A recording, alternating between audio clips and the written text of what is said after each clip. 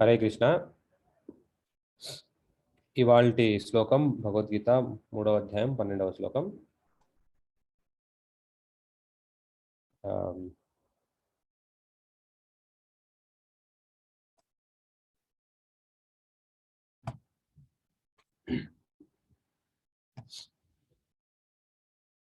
మరి పదాలను ఫస్ట్ విడదీసి చదువుదాము, తర్వాత శ్లోకం చదువుదాం. ఇష్టాన్ భోగాన్ హి వహ దేవః దాస్యంతే యజ్ఞభావితః తై దత్తాన్ అప్రదాయ ఏభ్య యః భుంక్తే తేనః ఏవ సః. ఇష్టాన్ భోగాన్ హి వో దేవా దాస్యంతే యజ్ఞభావితః తైర్దత్తానప్రదాయైభ్యో यो भुङ्क्ते तेन एव सः. इष्टान् भोगान् हि वो देवा दास्यन्ते यज्ञभावितः तैर्दत्तानप्रदायैभ्यो यो भुङ्क्ते तेन एव सः. ఇంకొకసారి.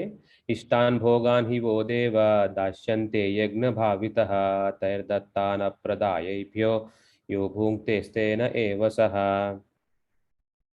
అనువాదం. వివిధ జీవనావశ్యకములను ఒనగూర్చు కార్యమున నియుక్తులైన దేవతలు యజ్ఞాచరముచే సంతృప్తి నొంది మీకు కావలసిన వస్తువులన్నిటినీ ఒసంగుదురు. కానీ దేవతలిచ్చు వస్తువులను తిరిగి వారికే అర్పింపకయే తాను అనుభవించువాడు నిక్కముగా చోరుడేయగును. భాష్యము శ్రీల ప్రభుపాదుల వారిచే. ప్రభు ఎవరైనా చదువుతారా?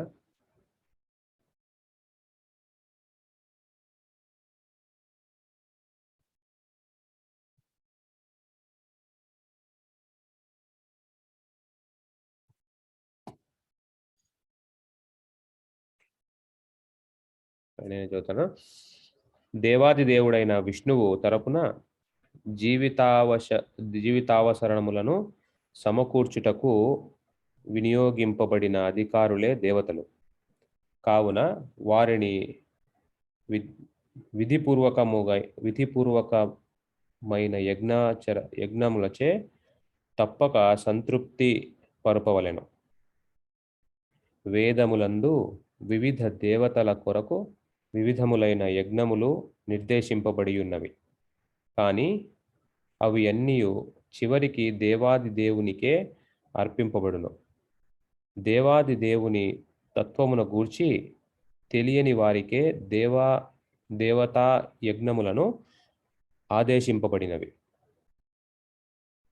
మానవుని వివిధ భౌతిక గుణములను అనుసరించి వివిధ రకములైన యజ్ఞములు వేదములందు నిర్దేశింపబడినవి.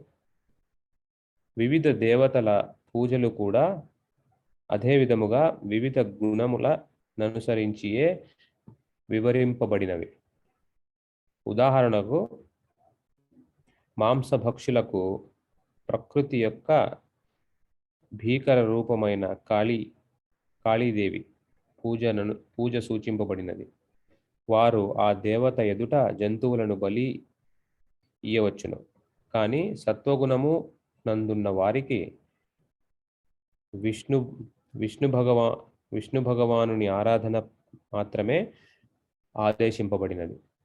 క్రమముగా ఆధ్యాత్మిక స్థితిని పొందుటయే ఈ యజ్ఞముల ఉద్దేశము.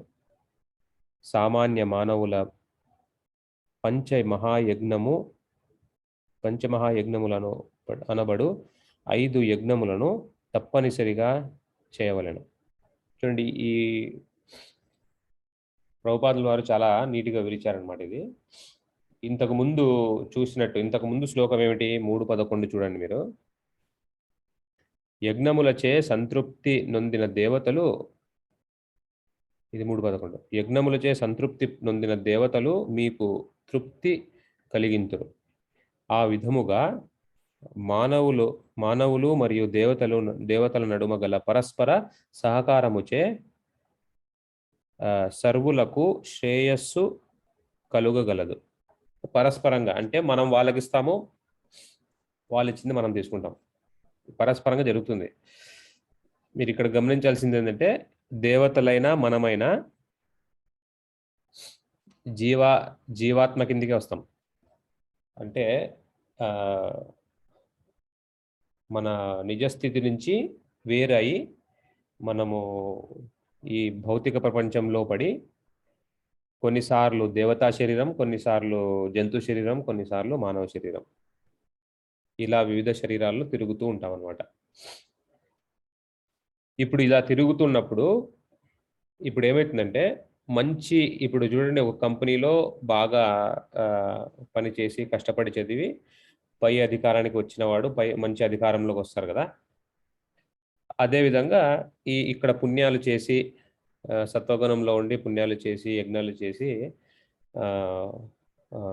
కొంతమంది పైకి వస్తారు. పైకి రావడం అంటే ఈ కాలచక్రంలో ఈ జీవరాశుల్లో పై స్థాయికి రావడం అంటే దేవతా శరీరం. దేవతా శరీరాలు ఎలాగంటే ఇప్పుడు ఎన్నికల్లో గెలిచి మనకి విద్యుత్ శాఖ మంత్రి, విద్యాశాఖ మంత్రి ఎలాగైతారో అలాగే దేవతలు కూడా. అసలు నిజానికి మనం ఇంతకుముందు చెప్పుకున్నాం కదా, మొదటిగా మనకు ఈ భౌతిక శరీరంలో భౌతిక ప్రపంచంలో వచ్చి పడిన తర్వాత మనకు మొట్టమొదటి శరీరం వచ్చేది బ్రహ్మ. మనమందరూ ఒకప్పుడు బ్రహ్మలం.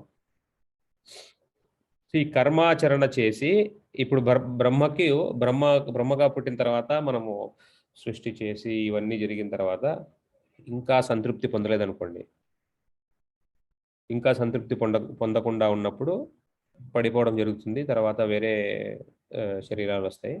కానీ ఇక్కడ ఒక్కసారి దేవతా శరీరం వచ్చినప్పుడు అది సత్వగుణానికి చెందిన సత్వగుణం ఎక్కువ ఉంటుంది అన్నమాట. సత్వగుణం తర్వాత రజోగుణం. ఇక్కడ వాళ్ళని భక్తుల కిందకే లెక్క వేస్తారు. ఇప్పుడు వాళ్ళు డైరెక్ట్గా భగవంతుని ప్రతినిధులు. ఇప్పుడు ఇక్కడ ఏమవుతుందంటే ఈ శాఖకు ఒకరు, ఈ శాఖకు ఒకరు. ఇప్పుడు అగ్నిదేవుడు అగ్ని శాఖకు, అలాగా వరుణుడు సముద్రంలో సముద్రదేవుడు. ఇవన్నీ ఒక్కొక్కరు ఇన్ఛార్జ్ అన్నమాట, ప్రతినిధులు ఒక్కొక్క దానికి. ఇప్పుడు ఇక్కడ ఏం చేశారంటే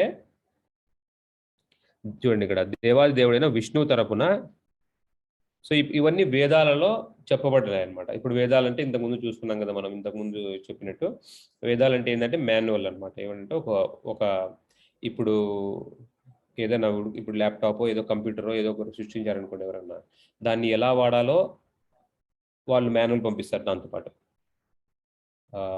మీకు ఒక ఫోన్ కానీ ఒక వాచ్ కొన్నా కూడా చివరికి ఆ వాచ్లో టైం ఎలా మార్చాలి, ఆ వాచ్లో బ్యాటరీ ఎలా మార్చాలి, ఇవన్నీ ఒక పుస్తకంలో రాసి పంపిస్తారు, ఆ బాక్స్లో ఇస్తారు. అదేవిధంగా ఈ భౌతిక ప్రపంచం సృష్టించబడినప్పుడు వేదాలు అనేవి వచ్చాయన్నమాట. ఇప్పుడు చూడండి, భాగవతంలో 6:1:40 ఇదే యమదూతలు. చూడండి 6:1:40 యమదూతలు ప్రత్యుత్తరమిచ్చిరి. వేద నిర్దేశితమైనదే ధర్మము, దానికి విపరీతమైనది అధర్మము. సరేనా? వేదాలలో చెప్పబడింది ధర్మం, దానికి వ్యతిరేకమైనది అధర్మం. వేదములు సాక్షాత్తుగా దేవాది దేవుడగు నారాయణుడే. అవి స్వయముగానే ఉద్భవించినవి. సరేనా? అవి స్వయంగా ఉద్భవించాయి అన్నమాట, దాన్ని ఎవరు సృష్టించలేదు. దీనినంతటిని మేము యమరాజు వలన వినియుంటిమి. యమరాజు ఎవరు? యమరాజ్ అంటే 12 మంది మహాభాగవతుల్లో ఒకరు. అంటే వాళ్ళకు అధికారం అనమాట, వాళ్ళ అథారిటీ అంటారు, అధికారం ఉంటుంది అనమాట వాళ్ళకు శాస్త్రం మీద. సో 12 మంది ఉన్నారు. 12 మందిలో ఈయన ఒకరు. 12 మందిలో భీష్ముడు ఒకరు, జనక మహారాజు, శివుడు, బ్రహ్మ, నారదుడు, ఇలా అనమాట. 12 మంది ఉన్నారు. ఈరోజు శ్లోకానికి వెళ్తే ఇక్కడ చూడండి, మొదటి పేరాలో, కావున వారిని విధిపూర్వకమైన యజ్ఞములచే తప్పక సంతృప్తి పరపవలెను. ఎందుకు? ఇప్పుడు మనం ఒక ఇంట్లో బాడికుంటాం అనుకోండి, మీరు చూస్తే ప్రతి చోట, మనం ఉండే ప్రతి చోట ఎప్పుడు కార్యం ఒకవైపు జరగదు, 2 పక్కల జరుగుతుంది. ఉద్యోగం చేస్తే మనం ఉద్యోగం చేసి మన కష్టం, మన శరీరాన్ని, మన తెలివిని వాడితే జీతం వస్తుంది. అంటే మనం ఏదైనా ఇస్తేనే అది వస్తుంటుంది. సరేనా? ఇంట్లో బాడికి ఉన్నప్పుడు బాడికి ఇస్తే మనం ఇంట్లో ఉండే అధికారం ఉంటుంది. బయట ఏమైనా షాప్లో కానీ ఎక్కడైనా దుకాణంలో ఏదైనా కొంటే మనం డబ్బులు ఇస్తే మళ్ళీ తిరిగిస్తారు. సో ఎప్పుడైనా ఇచ్చిపుచ్చుకోవడం అనేది ఉంటుంది, పరస్పరంగా ఏదైనా ఇచ్చిపుచ్చుకోవడం అనేది ఉంటుంది. కానీ ఒకే వైపు జరిగిందనుకోండి, తీసుకోవడమే కానీ ఇవ్వడం లేదనుకోండి, ప్రతి దాంట్లో చూసుకోండి, ఎవరైనా తీసుకోవడం కానీ ఇవ్వడం జరగలేదనుకోండి, దానికి ఆ పరస్పర సంబంధం చెడిపోవడం జరుగుతుంది. ఇప్పుడు ఇక్కడ ఈ విషయానికి వచ్చేసరికి మనము తీసుకోవడమే కానీ ఇవ్వడం జరగలేదనుకోండి, కృష్ణుడు ఏమన్నారు ఇక్కడ? చోరుడే యగును. చూడండి, మీకు కావాల్సిన వస్తువులన్నిటినీ వసగుందురు, కానీ దేవతలు ఇచ్చు వస్తువులను తిరిగి వారికి అర్పింపకయే తాను అనుభవించువాడు నిక్కముగా చోరుడే యగును. వాళ్ళు ఇచ్చినవే వాళ్ళకి అర్పించాలి, అది దేవుడిచ్చిన పద్ధతి. సరేనా? వారికి ఎలా అర్పించాలి మనం? యజ్ఞ రూపంలో.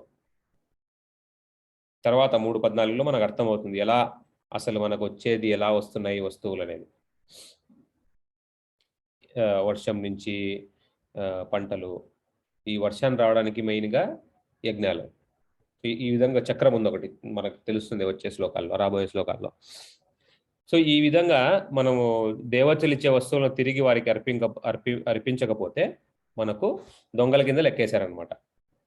ఇప్పుడు మనము ఒక ఓనర్ ఇల్లు వదిలేసి మనకి విదేశాలకు వెళ్తాడు అనుకోండి, ఇప్పుడు ఆ అద్దెకు ఉన్నవాడు లేదంటే అక్కడ ఆ ఇంట్లో ఉన్నవాడు అది నాది కాదు, ఆ ఓనరు ఫారిన్లో ఉన్నాడు, అమెరికాలో ఉన్నాడు అని చెప్పుకుంటూ ఉన్నంత కాలం అతనికి ఏ ప్రాబ్లం లేదు. ఇప్పుడు ఓనర్ వచ్చిన తర్వాత కూడా తిరిగి ఇంటి దగ్గరికి బయట ఎక్కడైనా విన్నాడు అనుకోండి, బాబు ఈయన బాగా చూసుకుంటాడు ఇంటిని,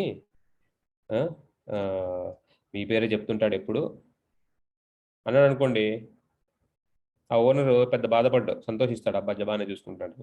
అదే అతను ఇది నా ఇల్లు, అతనిదేముంది, అతని ఇల్లు కాదు ఇది నా ఇల్లు అనడం మొదలు పెట్టాడు అనుకోండి, ఈ విషయం ఆ ఓనర్ తెలిసింది అనుకోండి, ఏం చేస్తాడు? తెలిసిన వెంటనే ఇంటి నుంచి బయటకు వస్తాడు, ఎందుకంటే అది పద్ధతి కాదు కాబట్టి. అదేవిధంగా ఇక్కడ ఏం చేశారంటే మనము తిరిగి ఇవ్వడం అనేది చేయాలన్నమాట. అది ఏది? యజ్ఞ రూపంలో. ఇక్కడ ఏ యజ్ఞాలు సూచించారు? యజ్ఞాలు ఎక్కడ సూచించారు? వేదాల్లో. సరేనా? ఇక్కడ చూడండి ఇప్పుడు, కానీ అవన్నీ చివరికి దేవాది దేవునికి అర్పింపబడును. యజ్ఞోవై విష్ణు, అంటే యజ్ఞానికి యజ్ఞ పురుషుడు ఎవరు? విష్ణు. సరేనా? ఏ యజ్ఞం చేసినా, యజ్ఞం అంటే హోమం కాదు, గుర్తుపెట్టుకోండి. యజ్ఞం అంటే కూర్చొని అది కాదు, హోమం కాదు. యజ్ఞాలంటే మనం చేసేవన్నీ ఒక పద్ధతి ప్రకారం శాస్త్రాన్ని అనుసరించి చేసేవన్నీ యజ్ఞాల కిందకే లెక్కొస్తాయి. ఇప్పుడు ఈ యజ్ఞాలు చేసినప్పుడు ఈ ఫలితాన్ని, ఇప్పుడు మీరు ఆఫీస్లో మీరు పని చేస్తే మీకు పని చేసినట్టు అనిపించేది, ఎవరికి పని చేసినట్టు అనిపిస్తుంది? మీ మేనేజర్కి పని చేసినట్టు అనిపిస్తుంది. కానీ ఆ మేనేజర్ వాడిపై వాడికి పని చేస్తుంటాడు, ఆ మేనేజర్ పై వాడికి, ఆ మేనేజర్ పై వాడికి, అలా పై వాడి ఓనర్ ఎవరు ఉంటాడు, కంపెనీ ఓనరు, అతనికి పని చేస్తున్నట్టు అందరూ. అదేవిధంగా ఇక్కడ మనకి చూసిన దానికి మనం వినాయకుడికి ఇచ్చినట్టు అనిపించవచ్చు, లక్ష్మీదేవికి ఇచ్చినట్టు అనిపించవచ్చు, దుర్గాదేవికి ఇచ్చినట్టు అనిపించవచ్చు, కానీ నిజానికి వాళ్ళు ఆ ఫలితాన్ని పైకి పంపిస్తారు అనమాట. కాబట్టి అందరూ అన్ని రకాల వాళ్ళు ఉంటారు భౌతిక ప్రపంచం అన్నప్పుడు. ఎందుకు? వివిధ గుణాల వల్ల వాళ్ళు వివిధ గుణాల వల్ల వాటి ప్రభావంచే వాళ్ళు ఉంటారు కాబట్టి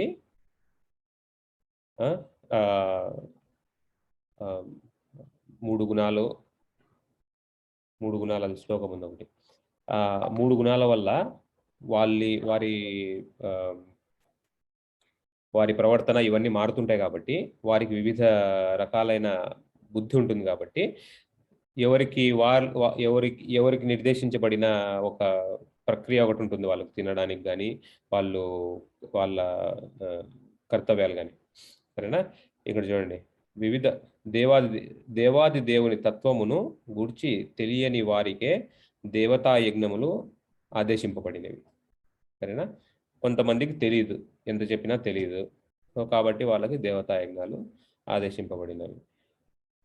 మానవుని వివిధ భౌతిక గుణములను అనుసరించి వివిధములైన యజ్ఞములను వేదములందు నిర్దేశింపబడినవి. వివిధ దేవతా పూజలు కూడా అదేవిధంగా నిర్దేశింపబడ్డాయి.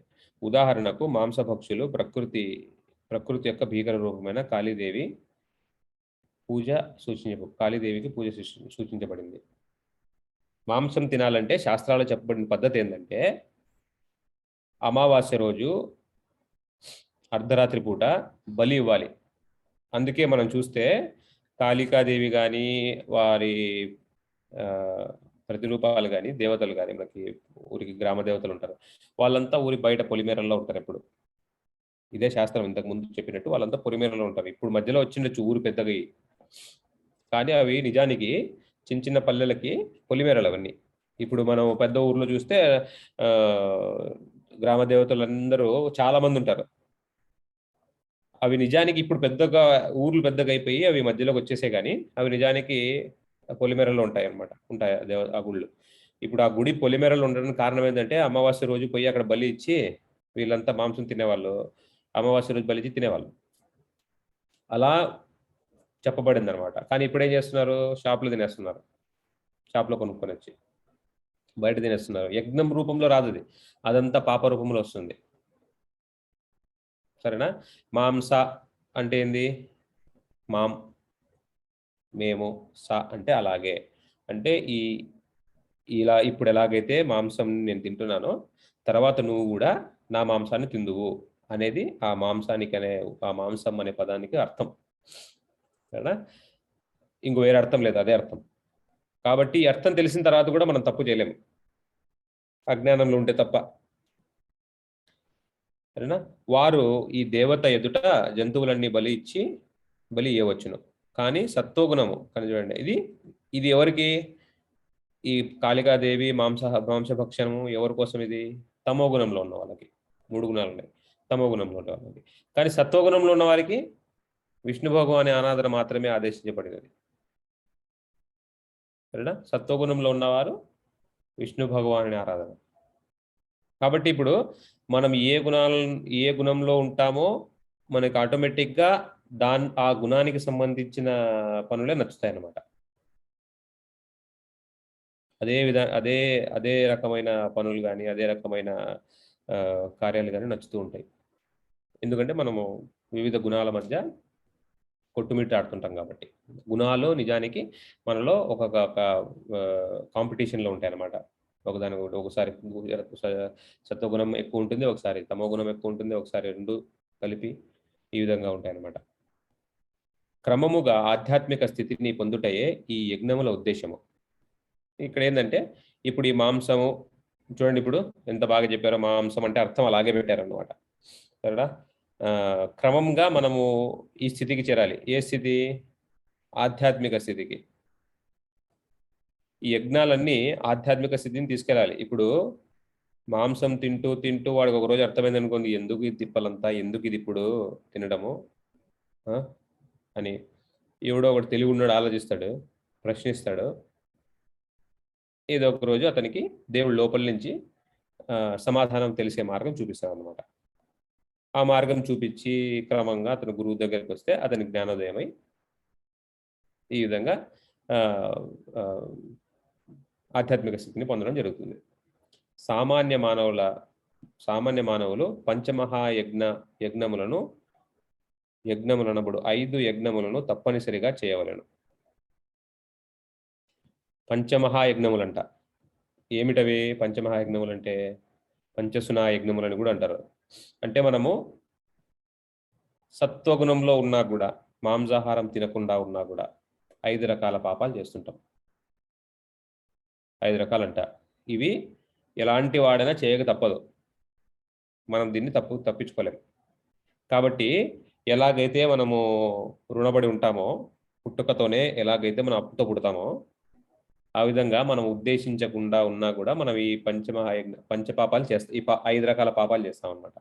దానికోసం 5 రకాల యజ్ఞాలు ఇవ్వబడ్డాయి శాస్త్రాల్లో. ఏమిటి 5 పాపాలు? మనం చూడండి.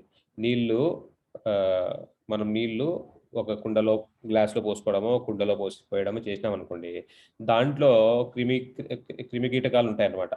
అవి ఆ నీళ్లు పోయంగానే చనిపోతాయి. 1 మనం నీళ్ళు తాగినప్పుడు. 2 తర్వాత మనం పొయ్యి వెలిగించినప్పుడు. మనము పొయ్యి వెలిగిస్తామనుకోండి, చాలా వరకు చిన్న చిన్న పురుగులవి మనం సాయంత్రము పొయ్యి ఆపేసిన తర్వాత, స్టవ్ ఆపేసిన తర్వాత అవి వెచ్చగుంటాయని దాంట్లోకి వెళ్ళిపోవడం జరుగుతుంది. కానీ అవి అక్కడే ఉంటాయి. మనం తెలియక పొద్దున్న వెలిగించేస్తాం ఆ చిన్న చిన్న రంధ్రాల్లో. ఇప్పుడు ఇంతకుముందు పొయ్యిలో వచ్చి ఉంటాయి అన్నమాట. ఇంతకుముందు కట్టెల పొయ్యి ఉన్నప్పుడు కూడా అక్కడ అంతే. పురుగులు అవేవో ఉంటాయి పురుగులు.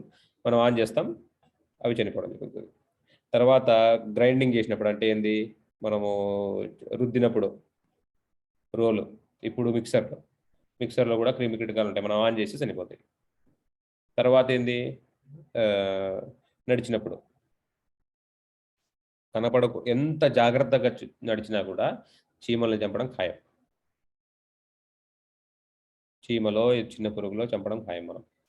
కాబట్టి మనం ఉద్దేశపూర్వకంగా చేయకపోయినా ఈ 5 పాపాలు మన వల్ల జరుగుతూనే ఉంటాయి.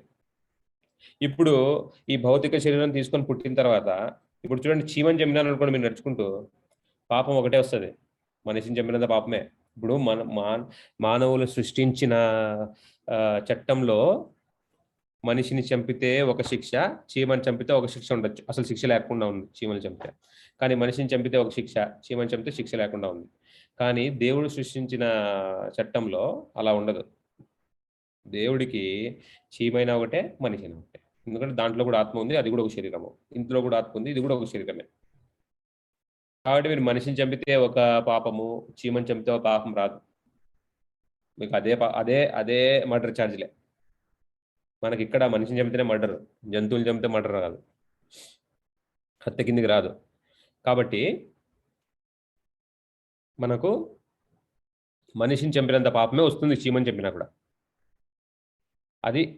అది మీరు నేను తప్పించుకోలేము. ఇప్పుడు నిప్పులో చేయి పెడితే నాకు కాలి మీకు కాలకుండా ఉండదు. అదే చిన్నపిల్లవాడికి కాలకుండా ఉండదు, అందరికి కాలుతుంది నిప్పు. దాని స్వభావం అది. అదే దాని ధర్మం అది. నిప్పు ధర్మం వేడి కాల్చడం. ఆ ధర్మం ఎప్పుడు తప్పదు. ఎందుకంటే అది దేవుడి వల్ల సృష్టించబడింది. అది దాని ధర్మం అది పాటిస్తుంది. కాబట్టి మనం ఎప్పుడైతే ధర్మం తప్పుతామో అప్పుడు మనకి శిక్ష ఇవ్వబడుతుంది. కాబట్టి ఈ పంచమహాయజ్ఞాలని చేయాలి మనం. ఇప్పుడు ఈ వేదాల్లో చెప్పినట్టు యజ్ఞాలు చేయాలనుకోండి, దేవతలకు గాను అందరికీ మనకు ఇంతకు ముందు శ్లోకాలు చూసినట్టున్నాం. కూర్చొని పూజారులను పిలిపించి, అది నిజానికి చెప్పాలంటే మాటతో, మంత్రాలతో అది వెలుగుతుందన్నమాట ఆ హోమం. అలాంటి పూజారులు ఇప్పుడు లేరు, అలాంటి బ్రాహ్మణులు ఇప్పుడు లేరు. మంత్రం చెప్పి మంట వెలిగించే వాళ్ళు లేరు. అదే నెయ్యి, లీటర్ల నెయ్యి కావాలి. ఇది శుద్ధమైన ఆవు నెయ్యి, మన ఈ జెర్సీ ఆవుల నెయ్యి కాదు, దేశీ ఆవుల నెయ్యి కావాలి, దేశవాళీ ఆవుల నెయ్యి. అలాంటి నెయ్యి లీటర్లు దొరకదు. అంత ఖర్చు పెట్టి యజ్ఞాలు చేసేంత స్థోమత ఇప్పుడు లేదు. కాబట్టి మీరు ఎటు చూసినా ఇప్పుడుండే కాలంలో ఈ యజ్ఞాలు, దీంట్లో చెప్పినట్టు యజ్ఞాలు మనం చేయలేం. కాబట్టి ఇప్పుడు ఈ కాలానికి యజ్ఞం ఏంటి? సంకీర్తన మహాయజ్ఞమే. తర్వాత చూద్దాం. అయినను మానవ సంగమునకు అవసరమైనట్టి జీవితావనర్లములన్నీయు శ్రీకృష్ణ భగవానుని ప్రతినిధులైన దేవతలచే సమకూర్చబడినవి. ప్రతి ఒక్కరూ సమకూర్చిన బడునని ప్రతి ఒక్కరూ ఎరగవలెను. సరేనా? ఇది తెలుసుకోవాలి మనం. మనం వచ్చినప్పుడు మీరు ఇక్కడ, మనం ఇంతకుముందు శ్లోకాలు చూసినప్పుడు మీరు ఇక్కడ పుట్టారు, మిమ్మల్ని ఇక్కడ సృష్టించబడిన మీరు సృష్టించినప్పుడు ఇక్కడ మీకు చోటు ఇవ్వబడింది, మీరు ఇక్కడ ఇలా బతకాలి అనేది చెప్పబడింది అనమాట వేదాల్లో. ఇక్కడి నుంచి బయటికి ఎలా రావాలో అని కూడా చెప్పబడి ఉంది. కానీ మనం అది వదిలేసి ఇక్కడ ఎలా, ఇప్పుడు మనం వచ్చింది ఎందుకు? ఎంజాయ్ చేయడానికి, అనుభవించడానికి. సరేనా? ఈ అనుభవించడానికి ఇప్పుడు మనం చిన్నపిల్లవాడు మనకు మారం చేస్తాడు, నేను కూడా నీలాగా బిజినెస్ మ్యాన్ అవుతాను, నేను కూడా నీలాగా ఆఫీస్ మెయింటైన్ చేస్తాను అన్నాడు అనుకోండి. నేను ఆఫీస్కి వచ్చి నేను కూడా సంతకాలు పెడతాను, పెద్ద పెద్ద చెక్కుల మీద జీతాలు ఇస్తాను అన్నాడు అనుకోండి. పిల్లవాడు చేయగలడా? ఏమవుతుంది బిజినెస్ ఇస్తే? అది. కాబట్టి పిల్లవాడికి ఏం చేస్తారంటే వాళ్ళ నాన్న ఒక చిన్న సెటప్ చేస్తాడనమాట, ఒక సినిమా లాగా, యాక్టింగ్ లాగా. సో ఆ పిల్లవాడు వాళ్ళ నాన్నలాగా యాక్ట్ చేస్తాడనమాట. నేను సంతకాలు చేయడం, చెక్కులు రాయడం, ఉద్యోగాలు ఇవ్వడం, ఇలా డబ్బులు, తర్వాత ఫ్యాక్టరీలు అవి ఇవి చేస్తున్నట్టు అవి ఒక సృష్టి జరుగుతుంది అక్కడ. సరేనా? కానీ నిజానికి అది నిజం కాదుగా. నిజానికి వాళ్ళ నాన్న నిజమైనది, ఇక్కడంతా జరుగుతున్నది నాటకం లాగా. ఈ విధంగా ఇప్పుడు ఇంత చేసినప్పుడు ఇవన్నీ ఎవరు సమకూరుస్తున్నారు? ఇప్పుడు ఒకటి ఆ పిల్లవాడు కావాలనుకున్నది అతను చేస్తున్నాడు, కానీ ఈ చుట్టుపక్కల వాళ్ళంతా నటిస్తున్నారు, వీళ్ళకి ఇవి ఇస్తున్నారు వసతులు, ఇవన్నీ ఈ ఏర్పాట్లన్నీ ఎవరు చేస్తున్నారు? తండ్రి దగ్గర నుండి చూసుకుంటాడు ఇవన్నీ. ఇక్కడ మానవుడైన తండ్రి ఇలా చేయగలిగితే దేవుడు అన్నిటికంటే శక్తిశాలి. ఇది నేను చెయ్యాలి అని దేవుడు అనుకొని చూస్తే అసలు సృష్టి ఎలా కలుగుతుంది? ఎంత సులువుగా దేవుడికి మనలాగా మనం ఏదైనా తయారు చేయాలనుకోండి, ఏదో ఒక ఫ్యాక్టరీ పెట్టి, ఇప్పుడు ఫోన్లు తయారు చేయాలనుకోండి పెద్ద పెద్ద ఫ్యాక్టరీలు, కార్లు తయారు చేయాలనుకోండి పెద్ద పెద్ద ఫ్యాక్టరీలు పెట్టి, ఆ చోటు అంత పెద్ద బిల్డింగ్లు కట్టి, అంత పొగ, ఇవన్నీ చేస్తే మనం సృష్టించగలం. కానీ దేవుడు అంత కష్టపడాల్సిన అవసరం లేదు. ఒక చూపు చూస్తే సృష్టి మొదలవుతుంది. అంత శక్తిశాలి అనమాట కృష్ణుడు. సరేనా? అసలు భాగవతంలో ఏం చెప్పబడిందంటే కృష్ణుడి శక్తి ఎంత ఉందో కృష్ణుడికే తెలియదంట. కృష్ణుడి శక్తి ఎంతో కృష్ణుడికే తెలియదు.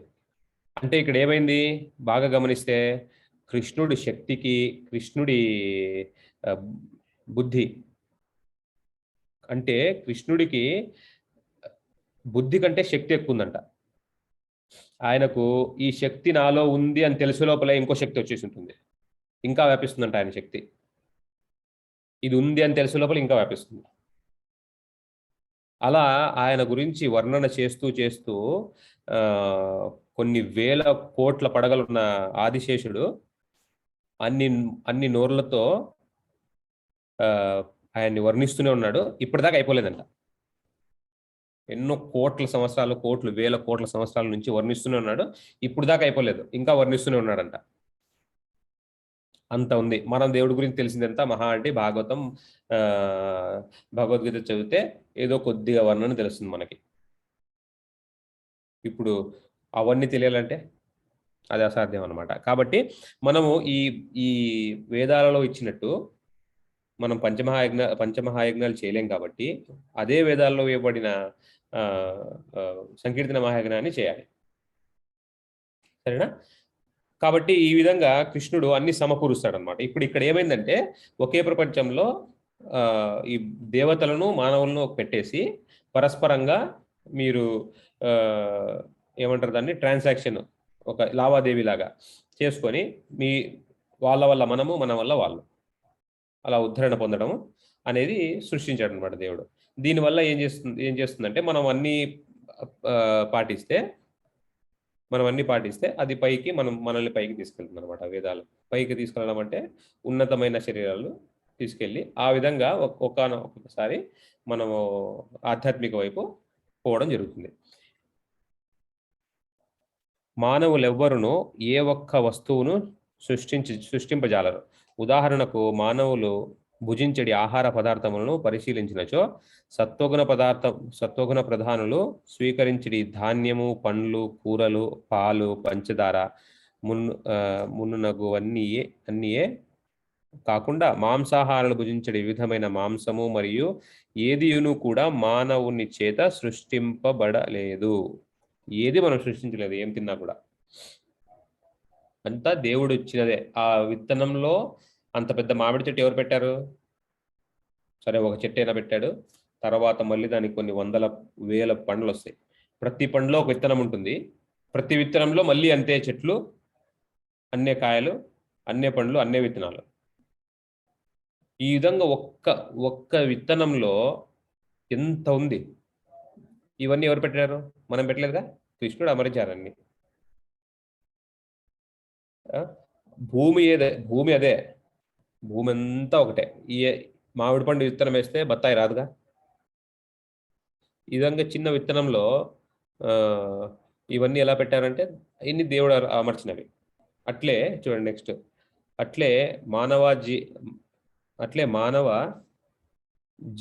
జీవితావరణములైన వేడి, వెలుతురు, నీరు, వాయువు వంటి దేన్ని కూడా మానవుడు తయారు చేయలేడు. తేజాలు ఇవి కూడా మనం తయారు చేయలేము. దేవాది దేవుడు లేకుండా సూర్యకాంతి, చంద్రకాంతి, వర్షము, వాయువు వంటివి కలుగజాలవు. అవియే కాకుండా ఎవ్వరును జీవింపజాలరు. దీనిని బట్టి భగవానుడు కృపతో సమకూర్చు వస్తువుల పైననే మన జీవితము ఆధారపడి ఉన్నదను విషయమును స్పష్టముగాను చివరికి మనము నిర్వహించు కర్మాగారముల కొరకు కూడా లోహము, గంధకము, పాదరసము, మ్యాంగనీసు వంటి ఎన్నో వస్తువులను లేదా ముడి పదార్థాల అవసరము కలదు. ఈ వస్తువులన్నీ భగవానుని ప్రతినిధుల చేత సమకూర్చబడును. అట్లు లభించిన వానిని తగినట్లు సద్వినియోగం పరుచుకుంటూ ఆనందముతో ఆరోగ్యవంతులై ఆత్మానుభూతిని గూర్చి చింతించుచు జీవిత పరమ లక్ష్యమగు అనగా జీవిత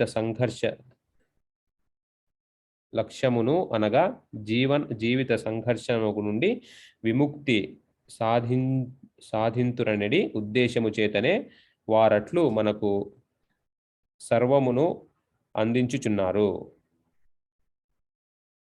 ఇవన్నీ మనకి అందిస్తున్నది ఎందుకంటే మనం ఎందుకు ఈ మానవ జన్మ ఎందుకు తీసుకున్నాము అనే ఉద్దేశాన్ని మనం చేరుకుంటామని. అట్లు చేసినచో జీవిత లక్ష్యము యజ్ఞాచరముచే సిద్ధించును. కానీ మనము మానవ జన్మ లక్ష్యమును విస్మరించి భగవానుని ప్రతినిధులచే ఒసగబడిన వాటిని కేవలము ఇంద్రియతృప్తికే వినియోగించి భౌతిక సంసారమునందే మరింత అధికముగా చిక్కుకొని బద్ధులయ్యుచున్నాము. సరేనా? మనం చూడండి, మనం దాన్ని కాకుండా మనము భౌతిక ఇంద్రియ తృప్తి కొరకే వినియోగించుకుంటున్నాం అనమాట. అంటే ఏంది, మనకు వస్తున్నది, మనకు ఇంతకు ముందు చెప్పాను కదా నేను, మనకు పుణ్యం చేస్తేనేమో సుఖాలు వస్తాయి, డబ్బు అందులో భాగమే. ఇప్పుడు నేను కష్టపడి పని చేశాను కాబట్టి నాకు జీతం వచ్చింది, అది నేనే చేసిందే. భగవద్గీత 3:27 భగవద్గీత 3:27 అనుకుంటా. చూద్దామండి.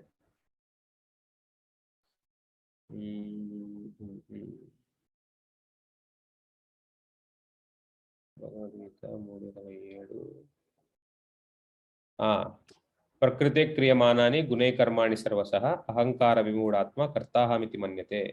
అహంకార ప్రభావముచే మోహితుడైన జీవాత్మ వాస్తవముగా ప్రకృతి త్రిగణములచే నిర్వహింపబడు కర్మలకు తానే కర్తగా భావించును.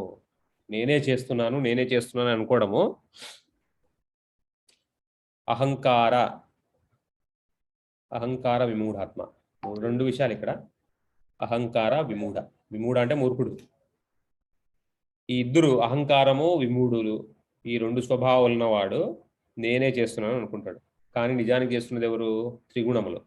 ఇంతకుముందు మనం చూసాక ఒక్కొక్క గుణానికి ఒక్కొక్క యజ్ఞం ఆచరించబడింది, ఉద్దేశించబడింది. ఇప్పుడు ఒక్కొక్క ఏ గుణాల్లో ఉంటారో వాళ్ళ స్వభావం ఆ విధంగా ఉంటుందన్నమాట. ఈ గుణాలు మూడు, త్రిగుణాలు ఏవి? సత్వగుణం, రజోగుణం, తమోగుణం. ఈ మూడు గుణాల్లో ఉన్న వాళ్ళు నిజానికి ఈ గుణాల ప్రభావం వల్ల జరిగే పనులన్నీ వాళ్ళు చేస్తున్నాం అనుకుంటారు. ఈ గుణాలన్నీ ఎలా ఇవ్వబడతాయి మనకు? ఇంతకు ముందు జన్మలో చేసిన కర్మలన్నీ, అర్థమైందా? ఇంతకు ముందు జన్మలో చేసిన కర్మలన్నీ కూడగట్టుకొని మనం ఇప్పుడు పుట్టే ముందు మనకు ఇవ్వబడుతుంది అనమాట. ఏమని? ఇంత కష్టం, ఇంత సుఖం, ఇంత బాధ, ఇంత నొప్పి, ఇవన్నీ ఉంటాయి. ఇవన్నీ మనకి నిన్న చేసిన దానికి ఈరోజు రావడం కాదు, ఇంతకు ముందు జన్మల నుంచి ఇప్పుడు వస్తుంది. ఇప్పుడు చేసింది మళ్ళీ అనుభవించాలి వచ్చే జన్మలో. మనం ఎక్కడ తప్పించుకొని పోలేము. ఇక్కడ మనం తప్పించుకొని పోతాము, తప్పు చేశాము, ఈసారి ఏం పర్వాలేదులే, దొరకలేదు అనుకుంటారేమో మనం. అది జరిగేది ఇక్కడ భౌతిక ప్రపంచంలో, మనుషులు సృష్టించిన చట్టంలో. కానీ దేవుడు సృష్టించిన చట్టంలో ప్రతి ఒక్కటి లెక్క వేయబడుతుంది అనమాట. కాబట్టి మనం మూర్ఖంగా ఉండకూడదు. చూడండి, ఇప్పుడు ఈశోపనిషత్తులో 9వ శ్లోకం, ఇంతకుముందు చూశాను, 9వ శ్లోకం.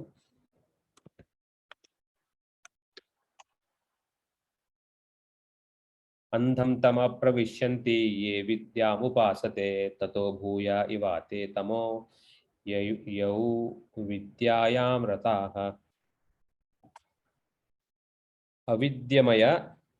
అవిద్యామయ కార్యాలలో నెలకొనేవారు తమోమయమగు అజ్ఞాన ప్రాంతములలోనికి ప్రవేశిస్తారు. అవిద్యామయ కార్యాలలో నెలకొనేవారు అంటే అవిద్య. ఇక్కడ రెండు విషయాలు చూడండి, విద్య ఒకటి, అవిద్య ఒకటి. ఇంతకుముందు మనం చూసాంగా, ఇంతకుముందు భగవద్గీతలో చూసినట్టు 3:12లో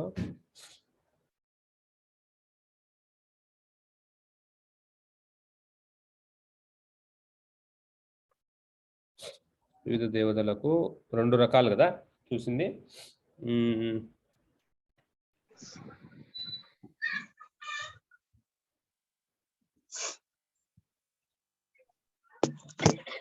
అవిద్య ఒకటి, సరేనా? ఒక నిమిషం ఉండండి.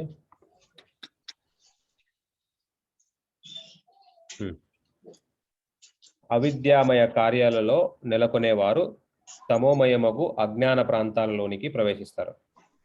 నామమాత్ర జ్ఞాన సాధనలో నెలకొనేవారు అంతకన్నను ఘోరమైన లోకములకు పొందుతారు. ఇదంతా అవిద్యలో ఉన్న వాళ్ళకి. అవిద్య రెండు వేరు. విద్య అంటే జ్ఞానం.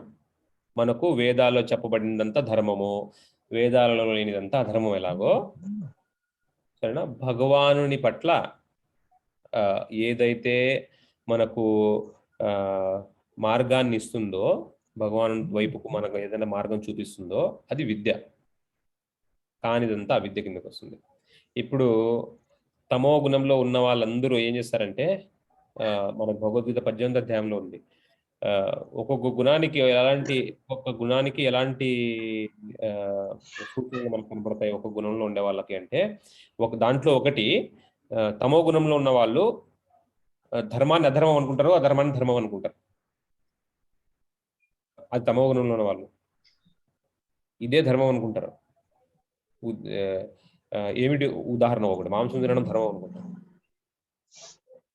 మాంసం తినకుండా ఉండడం తప్పు అనుకుంటారు. సో ఇలాంటి వాళ్ళు అంతా ఉంటారు. మనకి చాలా ఉన్నాయి ఇలాంటివి. భగవద్గీత 18వ అధ్యాయం వచ్చేసరికి మనకు అన్ని విషయాలు తెలుస్తాయి అన్నమాట. కానీ ఇప్పుడు చూడండి, నామమాత్ర జ్ఞాన సాధన అంటే తప్పుగా చేస్తున్నారు వీళ్ళు, నామమాత్రంగానే తప్పుగా చేస్తున్నారు కాబట్టి వాళ్ళకి ఇంత అంతకంటే ఘోరం. చెప్పక్క.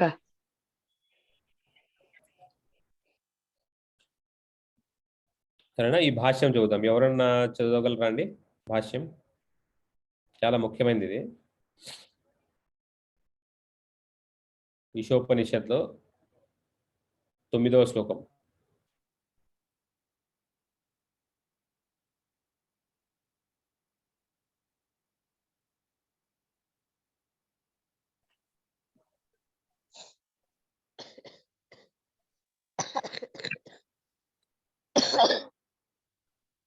చదవగలరా మాతాజీ ఎవరన్నా?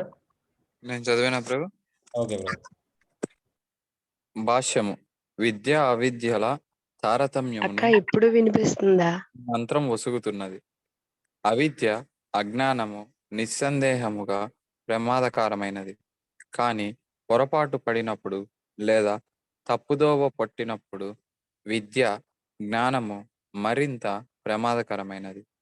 ఈ శ్రీ ఈశోపనిషత్తు మంత్రము పూర్వకాలము కన్నను ప్రస్తుత కాలానికి మిక్కిలి సంగతి అయి ఉన్నది.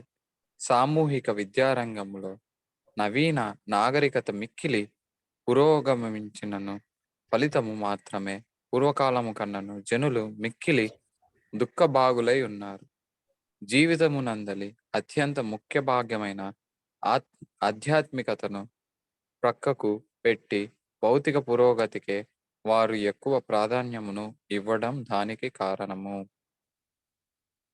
విద్యకు సంబంధించినంత వరకు మొదటి మంత్రము అతి స్పష్టముగా వివరించినది ఏమంటే, సమస్తమునకు దేవాది దేవుడే యజమాని. ఈ యథార్థాన్ని విస్మరించడం అజ్ఞానం.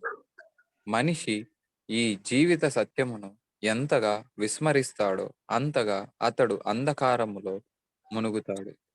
ఈ దృష్టిలో నామమాత్ర విద్యాపురోగతికే మొగ్గు చూపెడి భగవద్రహిత నాగరికత ఎక్కువ చదువుకోనట్టే జనులు ఉన్న నాగరికత కన్నను ఎక్కువ ప్రమాదకరమైనది.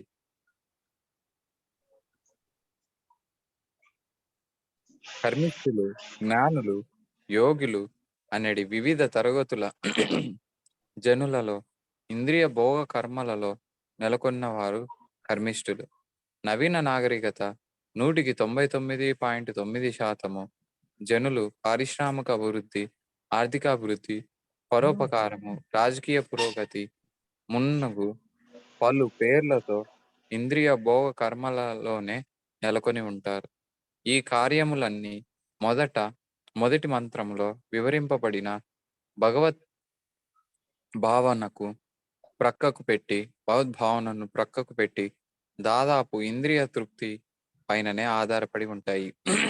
భగవద్గీత 7వ అధ్యాయం 15వ శ్లోకం మాటలలో చెప్పాలంటే, కేవలం ఇంద్రియ భోగములలో నెలకొనిన జనులు మూఢులు, గాడిదలు. గాడిద మూఢత్వముకు చిహ్నము. నిష్ఫలమగు ఇంద్రియ భోగము యత్నములో నెలకొనేవారు అవిద్యను ఆరాధించినట్టు వారు. ఇది శ్రీ ఈశోపనిషత్తు అభిప్రాయం. విద్యాభివృద్ధి పేరిట ఇటువంటి నాగరికతకు తోడ్పడే పాత్రను పోషించేవారు నిజముగా ఇంద్రియ భోగ స్థితిలో నెలకొనిన వారి కన్నను ఎక్కువ హానిని కలుగజేయువారై ఉన్నారు.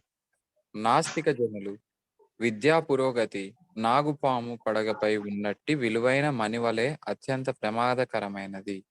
విలువైన మణితో అలంకృతమైన నాగుపాము అటువంటి అలంకారము లేనట్టి దానికన్నను మరింత ప్రమాదకరమైనది. హరిభక్తి సుధోదయములో 3:11-12 నాస్తికులు విద్యా పురోగతి శవాలంకరణతో పోల్చబడి ఉంది.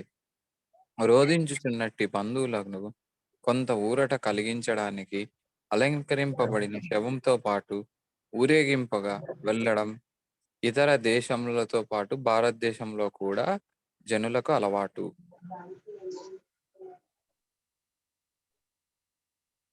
అదే రీతిగా నవీన నాగరికత అనేది భౌతిక అస్తిత్వములోని నిరంతర క్లేశాలను కప్పి పుచ్చటానికి ఉద్దేశింపబడిన అతుకుల పని వంటిదే. అటువంటి పనులు ఏకైక లక్ష్యము ఇంద్రియ భోగమే. కానీ ఇంద్రియాలకు పరమైనది మనస్సు, మనస్సుకు పరమైనది బుద్ధి, ఇంకా దానికి పరమమైనది ఆత్మ.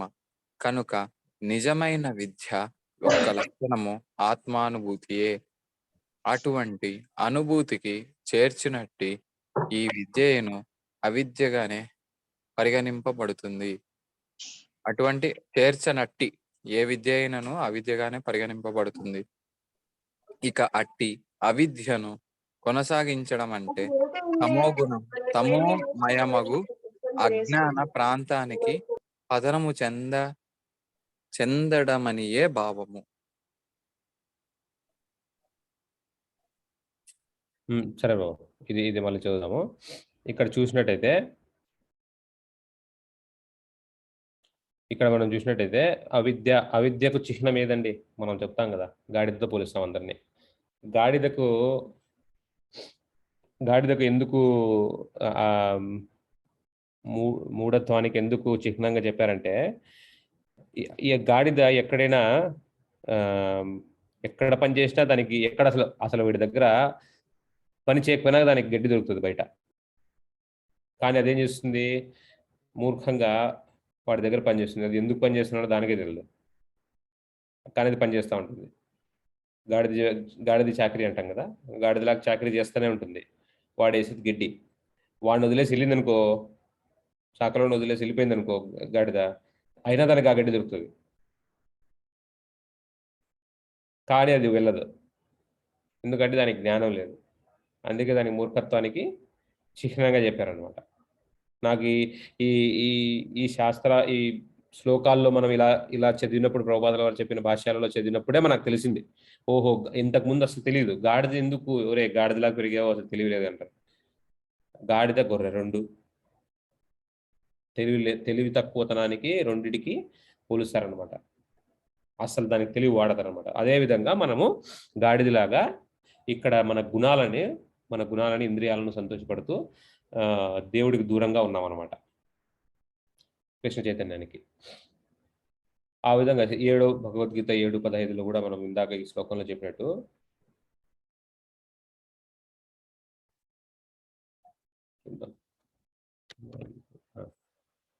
భగవద్గీత 7:15 నమామ దుష్కృతినో మూఢ ప్రపద్యంతే నరాధమా మయాయ ప్రహృత జ్ఞాన అసురం భావమాశ్రితః. దుష్టులైన మూఢులు, మళ్ళీ చూడండి 2 పదాలు, దుష్టులైన మూఢులు నరాధములు, మాయచే హరింపబడిన జ్ఞానము గలవారును, దానవ ప్రవృత్తి అయిన నాస్తిక స్వభావమును కలిగి ఉండువారును నన్ను శరణు పొందజాలరు.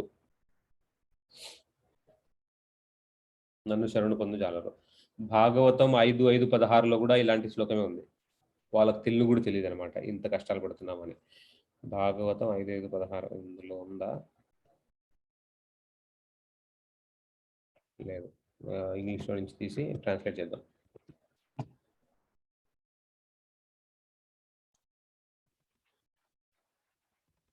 ఐదు 5:16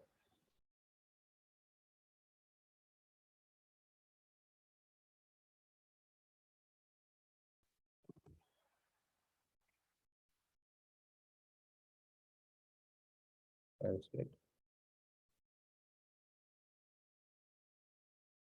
సో ఇలా ఈ బుద్ధి లేని వాళ్ళకి, నాస్తికులకి కృష్ణుడు కనపడ్డనమాట. ఇప్పుడు మీకు సూర్యుడు ఆయనే వచ్చి కనపడుతున్నాడా, మీరు సూర్యుడిని కనపడేలాగా చేస్తున్నారా? ఇదే ఒకసారి ప్రభుపాదులు చెప్తారు. మీరు సూర్యుని చూడాలనుకోండి, మీరు చేసినా సూర్యుడు మీకు కనపడ్డు. ఏది ఇప్పుడు చూడండి, సూర్యుడిని చూడలేరు. మీరు చేయాల్సిందల్లా ఎదురు చూడడమే, వెయిట్ చేయడమే, సమయం కోసం వెయిట్ చేయడమే. ఆయన మీకు కనపడాలి, కానీ మీరు చేయలేరేమి. కాబట్టి కృష్ణుడికి కూడా మనము క్వాలిఫై అవ్వాలా, అంటే మనము ఆ స్థాయికి వెళ్ళాలి. వెళ్ళినప్పుడు ఆయనే మనకు కనపడతాడు అనమాట. సరేనా? చూద్దాం ఇది ఇక్కడ. అజ్ఞానం కారణంగా భౌతికవాద వ్యక్తికి తన నిజమైన స్వార్థం, జీవితంలో శుభ మార్గం గురించి ఏమీ తెలియదు. అతను కేవలం కామకోరికల ద్వారా భౌతిక ఆనందానికి కట్టుబడి ఉంటాడు. మరియు అతని ప్రణాళికలన్నీ ఈ ప్రయోజనం కోసమే రూపొందించబడతాయి. చూడండి, అతను కేవలం కామకోరికల ద్వారా భౌతిక ఆనందానికి కట్టుబడి ఉంటాడు. కేవలం డబ్బు సంపాదించేది ఆనందం కోసం. డబ్బు సంపాదించడం, జీతం వచ్చింది, ఏ సినిమా చూద్దాము, ఏ ఏ ఊరికి వెళ్దాము, ఎక్కడికి వెళ్దాము, ఎలా డబ్బు ఖర్చు పెట్టాలి, ఎలా ఇంకా ఆనందం పొందాలి, ఇంకా ఆనందం పొందాలి. డబ్బు ఖర్చు పెట్టలేదు అనుకోండి, తీసి పెట్టుకున్నా కూడా దీంతో ఏం చేయాలి, దీంతో ఎంత ఆనందం పొందొచ్చు భవిష్యత్తులో అనే ఆలోచనతోనే ఉంటాడనమాట. సరేనా? యజ్ఞ రూపంలో కానీ దేనికైనా దేవుడు ఇంత ఇచ్చినాడు కదా దేవుడు, కొద్దిగా తిరిగిద్దాము, ఖర్చు పెడదాము యజ్ఞ రూపానికి శాస్త్రంలో చెప్పినట్టు అనే ఉద్దేశం రాదు. ఎందుకంటే ఆలోచన కూడా లేదు కదా.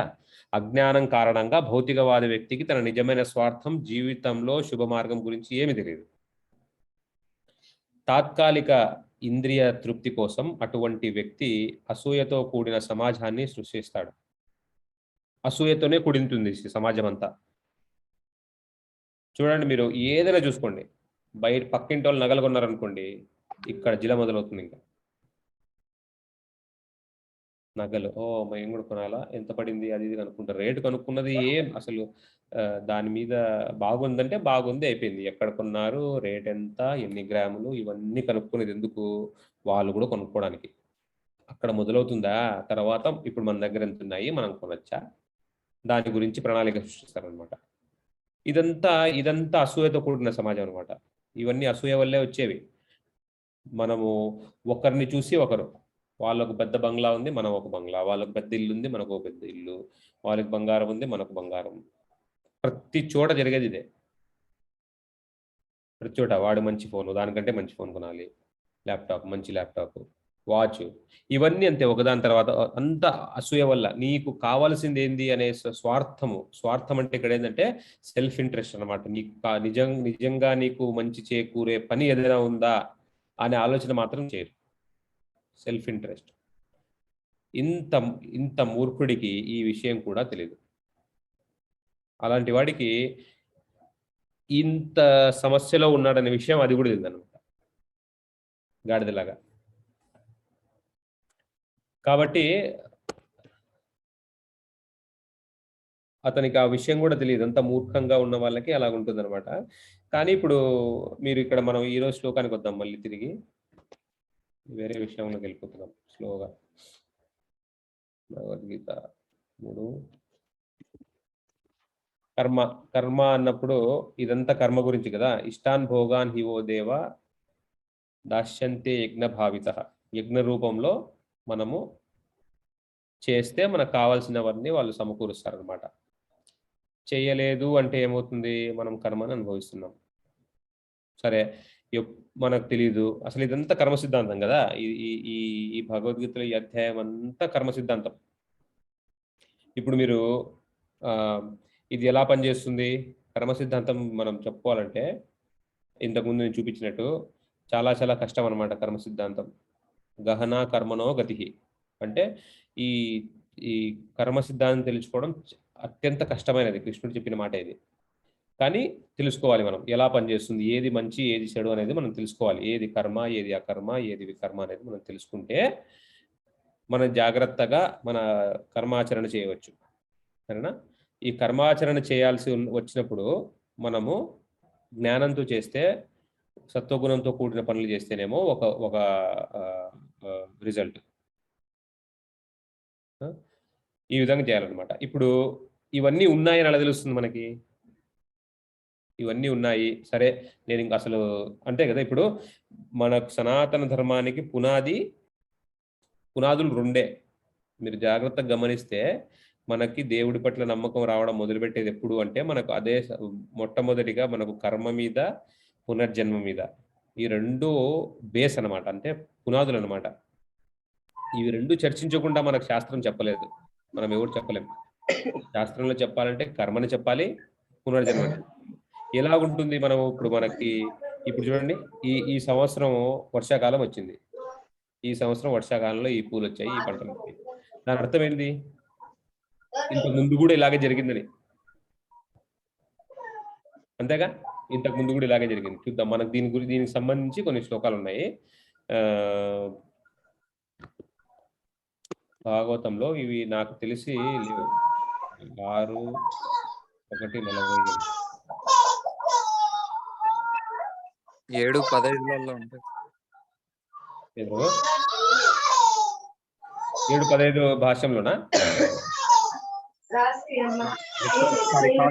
7వ స్కందము 15వ అధ్యాయంలో యుధిష్ఠిర్ మహారాజుకి ఎక్స్ప్లెయిన్ చేస్తారు కదా మొత్తం ఇదంతా దీని గురించి. మీరు చెప్పండి అది ఏదో శ్లోకము, కానీ ఈ లోపల నేను వేరే చూపిస్తాను. నేను చూసిన శ్లోకం వచ్చేసి 6:1:47. 6:1:47 భాగవతంలో. అదేనా ఒకటే ఇక్కడ లేదు. 6:1:47.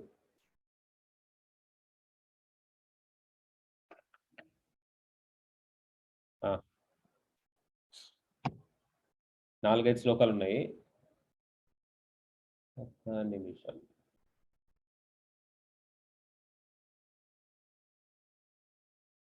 మీకు చెప్పినవి చెప్పండి బాబు, అది కూడా చూద్దాం. ఎవరైనా చదవాలనుకుంటున్నారండి?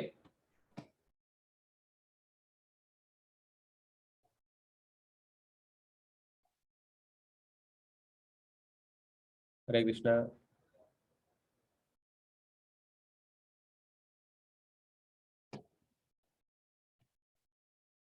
హరే కృష్ణ. నేను చదువుతాను. చదవండి ప్రభు. కనపడుతుందా? కనిపిస్తుంది. ఓకే. వచనం 47. వర్తమానంలో వసంతకాలం, భూతకాలం మరియు భవిష్యత్తులో వసంతకాలం యొక్క స్వభావాన్ని సూచిస్తున్నట్లే సంతోషం, బాధలు లేదా రెండిటిని విశ్రమం యొక్క ఈ జీవితం ఒకరి గతం మరియు భవిష్యత్తు జీవితాల మతపరమైన మరియు మతపరమైన కార్యకలాపాలకు మతపరమైన అమతపరమైన యాక్చువల్గా అది కార్యకలాపాలకు సంబంధించి రుజువునిస్తుంది. చూడండి ఎలాగొస్తుందంటే, వర్తమానంలో ఇప్పుడు ఎలాగైతే వసంతకాలం భూతకాలం మరియు భవిష్యత్తులో వసంతకాలం యొక్క స్వభావాన్ని సూచించినట్టే, అంటే ఏంది, ఇప్పుడు వసంతకాలం ఎలాగుంటుందో అది ఏం సూచిస్తుంది మనకు? ఇంతకు ముందు వసంతకాలం కూడా ఇంచుమించు అలాగే ఉంది, వచ్చే వసంతకాలం కూడా ఇంచుమించు అలాగే ఉంటుందని ఎలాగైతే సూచిస్తుందో, మనం ఇప్పుడు పడే సంతోషము, బాధలు రెండిటి మిశ్రమము. ఈ జీవితం ఒకరి గత మరియు భవిష్యత్తు జీవితాల మతపరమైన అమతపరమైన కార్యకలాపాలను సంబంధించి రుజువిస్తుంది. అంటే ఇప్పుడు మన కష్టాలన్నీ అమతపరమైన కార్యాలు చేసినందుకు, సంతోషాలన్నీ మతపరమైన కార్యాలు చేసినందుకు ఈ విధంగా మనకి సూచన వస్తుందన్నమాట. దీనివల్ల ఏం చెప్పగలము? మనకు కర్మ సిద్ధాంతము, పునర్జన్మ ఉంది అనేది రుజువు అవుతుంది అనమాట. నెక్స్ట్, సర్వశక్తిమంతుడైన యమరాజు బ్రహ్మదేవుని వలె మంచివాడు, ఎందుకంటే తన నివాసంలో లేదా పరమాత్మ వంటి ప్రతి ఒక్కరి హృదయంలో ఉన్నప్పుడు అతను జీవి యొక్క గత కార్యకలాపాలను మానసికంగా గమనిస్తాడు మరియు ఆ జీవి భవిష్యత్ జీవితంలో ఎలా పనిచేస్తుందో అర్థం చేసుకుంటాడు. చూడండి, ఈ యమరాజుకి వరం, మనసులో చూసి అతను కార్యకలాపాలను చూడగలిగే వరం. ఇది పెద్ద ఎక్కువ దీనికి ఎక్కువ బుద్ధి పెట్టాల్సిన అవసరం లేదు. ఎందుకంటే అతను యమరాజు పని అది కాబట్టి, ఆయనకి ఇచ్చిన వరం అది కాబట్టి, ఆయన పని అది కాబట్టి ఆయన తెలుస్తూ ఉంటాయి అనమాట, మనం ఏం చేసాము ఏం చేయలేదు. దాన్ని బట్టి మనకు పాపాలు పుణ్యాలు అనేది ఇవ్వబడతాయి. నెక్స్ట్ ప్రభు. నిద్రిస్తున్న వ్యక్తి తన కలలలో కనిపించే శరీరానికి అనుగుణంగా ప్రవర్తించి దానిని తానే అని అంగీకరించినట్లు, ఒక వ్యక్తి తన గత మతపరమైన లేదా అమతపరమైన చర్యల కారణంగా సంపాదించిన తన ప్రస్తుత శరీరంతో గుర్తిస్తాడు మరియు అతని గతాన్ని తెలుసుకోలేకపోయాడు లేదా భవిష్యత్తు జీవితాలు. నిద్రిస్తున్న వ్యక్తి చూడండి 49. నిద్రిస్తున్న వ్యక్తి కళలో, మనం కళ చూస్తున్నాం అనుకోండి, కళలో కూడా మనల్ని మనం తెలుసుకుంటాం అనమాట. అంటే మనకు తెలుసు కళలో మనమే ఉన్నామని. కాబట్టి ఇలా ఇప్పుడు కళలన్నీ మనం కాదుగా, కళలు నిజానికి మనం లేము అక్కడ. అంటే మనం భౌతిక శరీరం లేదు, కానీ మనం ఏమనుకుంటాం, మనమే అనుకుంటాం. అదేవిధంగా మనము ఈ పుణ్యాలు పాపాలు వల్ల వచ్చిన శరీరాన్ని, మనం దానివల్ల వచ్చి ఉంటుంది శరీరం, దాన్ని మనం అనుకుంటున్నాం. నెక్స్ట్ ప్రభు. అవగాహన యొక్క ఇది. అవగాహన యొక్క 5 ఇంద్రియాల పైన పనిచేసే ఇంద్రియాలు మరియు ఇంద్రియాల యొక్క 5 వస్తువులు మనస్సు. ఇది 16వ అంశం. మనస్సు పైన 17వ మూలకం ఉంది. ఆత్మ జీవుడు స్వయంగా మిగిలిన 16 సహకారంతో భౌతిక ప్రపంచాన్ని ఒంటరిగా ఆనందిస్తాడు. జీవుడు సుఖము, దుఃఖము మరియు విశ్రమము అనే 3 రకాల పరిస్థితులను అనుభవిస్తాడు. చూడండి, 5 ఏమో జ్ఞానేంద్రియాలు, 5 ఏమో కర్మేంద్రియాలు, తర్వాత ఏంది, 5 జ్ఞానేంద్రియాలు, 5 కర్మేంద్రియాలు, జ్ఞానేంద్రియాలు, కర్మేంద్రియాలు, దానికి సంబంధించిన వస్తువులు 5 దాన్ని తీసుకోవడానికి, మనకు స్వీకరించడానికి. అండ్ మరి 16వది బుద్ధి, మనస్సు, బుద్ధి కాదు మనస్సు, 16వది మనస్సు, 16. 16th element soul. తర్వాత దానిపైన మనస్సు పైన బుద్ధి, బుద్ధి పైన ఇది అహంకారము, దానిపైన ఉండేది ఆత్మ. ఇవన్నీ పరస్పరంగా ఈ భౌతిక ప్రపంచాన్ని అనుభవిస్తున్నాయి అన్నమాట. ఏ విధంగా? 3 రకాల పరిస్థితులు వస్తాయి. ఒకటేమో సంతోషము, ఒకటేమో దుఃఖము, ఒకటేమో మిశ్రమం. ఇలా జరుగుతుంటుంది. ముఖ్యమైన శ్లోకం ఇప్పుడు మనం చూడాలనుకున్న శ్లోకం ఇది 51. చదవండి. సూక్ష్మ శరీరం 16 భాగాలతో కూడి ఉంది. 5 జ్ఞానాన్ని పొందే ఇంద్రియాలు, 5 పనిచేసే ఇంద్రియాలు, 5 ఇంద్రియ సంతృప్తి వస్తువులు మరియు మనస్సు. ఈ సూక్ష్మ శరీరం భౌతిక ప్రకృతి యొక్క 3 రీతుల ప్రభావం. ఇది అధిగమించలేని బలమైన కోరికలతో కూడి ఉంటుంది. అందువల్ల ఇది జీవుడు ఒక శరీరం నుండి మరొక శరీరానికి, మానవ జీవితంలో, జంతు జీవితంలో మరియు ఒక దేవతగా మారడానికి కారణమవుతుంది. జీవుడు దేవత యొక్క శరీరాన్ని పొందినప్పుడు అతను ఖచ్చితంగా చాలా ఉల్లాసంగా ఉంటాడు. అతను మానవ శరీరాన్ని పొందినప్పుడు అతను ఎల్లప్పుడూ దుఃఖంలో ఉంటాడు. మరియు అతడు జంతువు యొక్క శరీరాన్ని పొందినప్పుడు అతను ఎల్లప్పుడూ భయపడతాడు. అయితే అన్ని పరిస్థితులలో అతను నిజానికి దయనీయంగా ఉన్నాడు. అతని దయనీయ స్థితిని సంస్కృతి లేదా భౌతిక జీవితంలో పరకాయ ప్రవేశం అంటారు. అదే మిజరబుల్ కండిషన్. సంస్కృతి అంటే అతని ఈ దయనీయ స్థితిని సంస్కృతి అంటారు. లేదంటే ఈ కాలచక్రంలో పైకి కిందికి తిరగడం. నెక్స్ట్ ప్రభు. మూర్ఖుడైన మూర్తీభవించిన జీవుడు తన ఇంద్రియాలను మరియు మనస్సును నియంత్రించడంలో అసమర్థుడు. భౌతిక ప్రకృతి రీతుల ప్రభావం ప్రకారం తన కోరికలకు వ్యతిరేకంగా పని చేయవలసి వస్తుంది. అతను పుట్టుపురుగు లాంటివాడు. అది తన స్వంత లాలాజలాన్ని ఉపయోగించి ఒక కోకన్ను సృష్టించి దానిలో చిక్కుకుపోతుంది. బయటికి వచ్చే అవకాశం లేదు. జీవుడు తన స్వంత ఫలవంతమైన కార్యకలాపాల నెట్వర్క్లో తనను తాను బంధించుకుంటాడు మరియు ఆ తర్వాత తనను తాను విడుదల చేసుకోవడానికి మార్గం కనుగొనలేడు. అందువలన అతను ఎల్లప్పుడూ చికాకుగా ఉంటాడు మరియు పదే పదే అతను మరణిస్తాడు. ఇక్కడ ఏంటంటే ఈ 2 శ్లోకాల్లో చెప్పబడింది ఏంటంటే, ఒక్కొక్కసారి ఏమో మన గుణాలను, కోరికలను బట్టి ఒక్కొక్కసారి మానవ శరీరం, ఒక్కొక్కసారి జంతు శరీరం, ఒకసారి దేవతా శరీరాలు వస్తూ ఉంటాయి అని చెప్పడం జరిగింది. సో ఇక్కడ ఏంది, మన పాపాలను బట్టి, మన కర్మలను బట్టి ఇక్కడ శరీరం వస్తుంది అని మనకు చెప్పబడిందనమాట.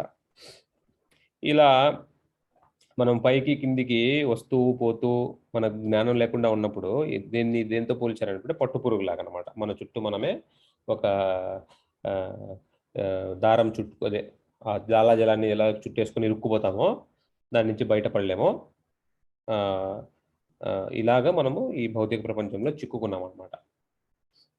బాబు ఏంది ప్రభు 7:115 ప్రభు? వెనుక అంటే ప్రభు. 7:15 50, 51 అందులో వర్షాల ద్వారా మళ్ళీ కిందికి వస్తాం యజ్ఞాలకు. నేను అదనుకున్నా ప్రభు ఓకే. మీరన్నది. ఓకే. ఓకే. అది వేరేది. గానీ ఇలాంటి శ్లోకం ఇంకొకటుంది. మనకు ఈజీగా అర్థం అవ్వడానికనమాట. మనకు జన్మలో అసలు ఆహ్, ఆహ్, అసలు ఏంటిది ఇది? ఎలా మనకెలా అర్థమవుతుంది? భాగవతంలో 4వ స్కందము 29వ అధ్యాయము 58వ శ్లోకం నుంచి 66వ శ్లోకం వరకు ఈ ఈ ఈ విషయం గురించే మాట్లాడతాయన్నమాట. ఇప్పుడేమో ఇంతకుముందు చూసిందేమో వసంత ఋతువుతో పోల్చారనమాట. ఒకటేమో వసంత ఋతువుతో ఇంతకుముందు ఋతువులు ఎలాగొస్తాయో అలా మనకు వచ్చే ఋతువులేంటో చెప్పబడినట్టు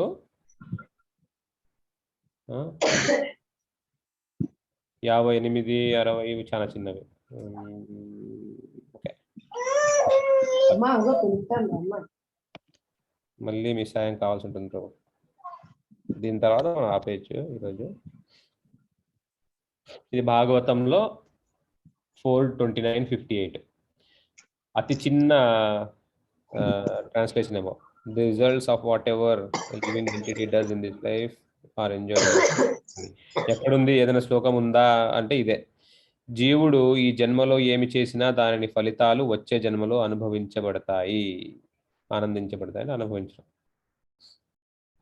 ఈ జన్మలో ఏమి చేసినా ఫలితాలన్నీ వచ్చే జన్మలో అనుభవించాల్సి ఉంటుంది. ప్రభు చదవండి ప్రభు.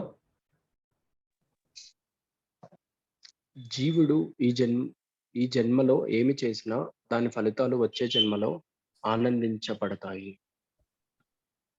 నెక్స్ట్ వేద ముగింపులు తెలిసిన నిపుణులు ఒకరు తన గత కార్యకలాపాల ఫలితాలను ఆనందిస్తారని లేదా బాధపడతారని చెప్పారు. కానీ ఆచరణాత్మకంగా గత జన్మలో పనిచేసిన శరీరం ఇప్పటికే కోల్పోయినట్లు కనిపిస్తుంది. కాబట్టి వేరే శరీరంలో ఆ పని యొక్క ప్రతిచర్యలను ఆస్వాదించడం లేదా బాధపడటం ఎలా సాధ్యమవుతుంది? ఈ ప్రశ్న అర్థమైందండి మీకందరికీ? ఇప్పుడు వేదాంతం చదివిన వాళ్ళందరి సారాంశం ఏంటి అంటే మనము ఇంతకు ముందు జన్మల్లో చేసిన కార్యాలన్నిటికీ ఫలితాలు ఈ జన్మలో అనుభవించాలి అని చెప్పారనమాట. ఇప్పుడు ఇంతకు ముందు చేసిన జన్మలో ఉండే శరీరం వెళ్ళిపోయింది కదా, ఆ శరీరమే లేదు. ఆ కార్యం ఇప్పుడు ఆ కర్మలు చేసిన శరీరమే లేదు. అర్థమైందా? ఇప్పుడు ఆ కర్మలు చేసిన శరీరం లేనప్పుడు మనం ఆ కర్మలు ఎలా ఉంటాయి? నేను ఇప్పుడు చూడండి, ఇప్పుడు నేను ఇప్పుడు ఉన్నాను. ఇప్పుడు ఒకరు తప్పు చేశాడు అనుకోండి, ఎవరైనా మర్డర్ చేశాడు అనుకోండి, మర్డర్ చేసేసి కొంత దూరం వెళ్ళి యాక్సిడెంట్ అయిపోయాడు అనుకోండి. ఇప్పుడు ఆ మర్డర్కి శిక్ష ఎవరికి ఇస్తారు? గవర్నమెంట్ వాళ్ళు. లేడుగా మనిషి. ఇప్పుడు అనుభవించడానికి వాడు లేడు. ఇక్కడ వీళ్ళు శిక్ష ఇవ్వడానికి వాడు లేడు. దొంగతనం చేశాడు, డబ్బు తిరిగి వాడు లేడు. ఎలా వస్తుంది? అదేవిధంగా ఇంతకు ముందు చేసిన జన్మల్లో చేసిన కర్మలన్నీ వేరే శరీరంతో చేయబడినవి. కానీ ఈ శరీరం ఇప్పుడు లేదుగా. మరి ఆ కర్మలను ఎలా సాధ్యమవుతుంది? ఈ వేరే శరీరంతో ఆ కర్మలని అనుభవించడం ఎలా సాధ్యమవుతుంది? చూద్దాం. వచ్చే శ్లోకాల్లో సమాధానం ఉంది. 65 ప్రభు. గొప్ప ఋషి నారదుడు ఇలా కొనసాగించాడు. జీవుడు ఈ జీవితంలో స్థూల శరీరంలో పనిచేస్తాడు. ఈ శరీరం వయస్సు, తెలివితేటలు మరియు అహంతో కూడిన సూక్ష్మ శరీరం ద్వారా పని చేయవలసి వస్తుంది. స్థూల శరీరం కోల్పోయిన తర్వాత సూక్ష్మ శరీరం ఇప్పటికీ ఆనందించడానికి లేదా బాధలకు గురవుతుంది. కాబట్టి మార్పు లేదు. అర్థమైందా? ఇప్పుడు స్థూల శరీరం, సూక్ష్మ శరీరం గురించి మాట్లాడారనమాట ఇక్కడ. ఇది చాలా చాలా చాలా బేసిక్ అన్నమాట. చాలా ఇదే అసలైన విషయం తెలుసుకోవడం మనం. ఒకటేమో స్థూల శరీరం ఇది, ఇంకోటేమో సూక్ష్మ శరీరం. స్థూల శరీరం అంటే మనకు కనపడేది మాంసము, శుక్ల, అస్థి, మేధ, చర్మము, ఎముకలు ఇవన్నీ ఉంటాయి. 7 పొరలు. ఇది స్థూల శరీరం, దీనికి స్పర్శ ఇవన్నీ ఉంటాయి. సూక్ష్మ శరీరం అనేది ఒకటి ఉంది. సూక్ష్మ శరీరంలో ఏమేమి ఉంటాయి? ఒకటేమో మనస్సు, దానిపైనేమో బుద్ధి, దానిపైనేమో అహంకారం, దాని లోపల ఉంటుంది ఆత్మ. కానీ శరీరం సూక్ష్మ శరీరం సూక్ష్మ శరీరం గురించి మాట్లాడాల్సి వస్తే ఈ 3 విషయాలు: బుద్ధి, మనస్సు, బుద్ధి, అహంకారం. ఈ 3 కలిస్తే సూక్ష్మ శరీరం. ఇప్పుడు ఏం చెప్తున్నారు అంటే, ఒకవేళ ఈ శరీరం పోయినా సూక్ష్మ శరీరం ఏమి కాదు. సూక్ష్మ శరీరం ఏమి కాదనమాట. సూక్ష్మ శరీరానికి మార్పు ఉండదు. ఈ 3 అలాగే ఉంటాయి. నిజానికి ఇక్కడే మనం ముందు శ్లోకాల్లో వస్తుంది. మనం ఎప్పుడైతే ఈ గోలోక వృందావనం నుంచో వైకుంఠ లోకాల నుంచో ఎప్పుడైతే మనము భౌతిక ప్రపంచానికి వస్తామో అప్పుడు మనకి ఈ 3 ఇవ్వబడతాయి. భౌతిక ప్రపంచంలో కావాల్సిన ఇక్కడ మనకి అనుభవించడానికి కావాల్సిన కనీసం శరీరం వచ్చేసి కనీసం కావాల్సిన శరీరం వచ్చేసి ఈ 3 సూక్ష్మ శరీరం. ఇవి కావాల్సిన 3 ఉంటాయి. ఈ 3 మనము ఈ భౌతిక ప్రపంచంలో వచ్చినప్పటి నుంచి 3 మనతోనే ఉన్నాయి, ఎక్కడ పోలేదు ఇవి. అదే బుద్ధి ఉంది మనకి ఇప్పుడు దాకా, అదే ఆత్మ ఉంది.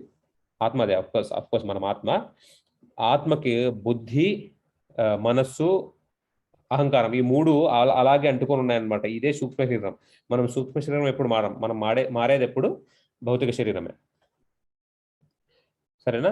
ఇప్పుడు మనం చూస్తే ఈ లోకాలలో చూస్తే భూలోకం, భూవర్లోకం, స్వర్గలోకం ఇవా పైకి వెళ్తుంటే ఒక్కసారి జనలోకం వస్తుంది. జనలోకం, తపోలోకం.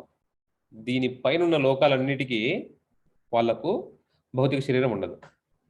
వాళ్ళవన్నీ సూక్ష్మ శరీరాలే. మనము కథల్లో చూస్తాము, బ్రహ్మదేవుడు సరస్వతీదేవి మీద, అంటే కూతురు కదా, కూతురు కాబట్టి మనసు పడ్డాడు. మనసు పడిన తర్వాత అదే శరీరంతో లేడు, ఆ బ్రహ్మ కాదు. అప్పుడు ఏం చేస్తాడంటే తన మీద తనకు అసహ్యం వేసి సూక్ష్మ శరీరాన్ని వదిలేసి ఇంకో సూక్ష్మ శరీరంతో వస్తాడనమాట. వాళ్ళకు అప్పుడు అసలు ఆ పైన స్థాయిలో వాళ్ళకు భౌతిక శరీరాలు ఉండవు, అన్ని సూక్ష్మ శరీరాలే. అది కూడా ఒక శ్లోకంలో ఉంది, కానీ ఇవాల్టి సబ్జెక్ట్ అది కాదు. 61 ప్రభు.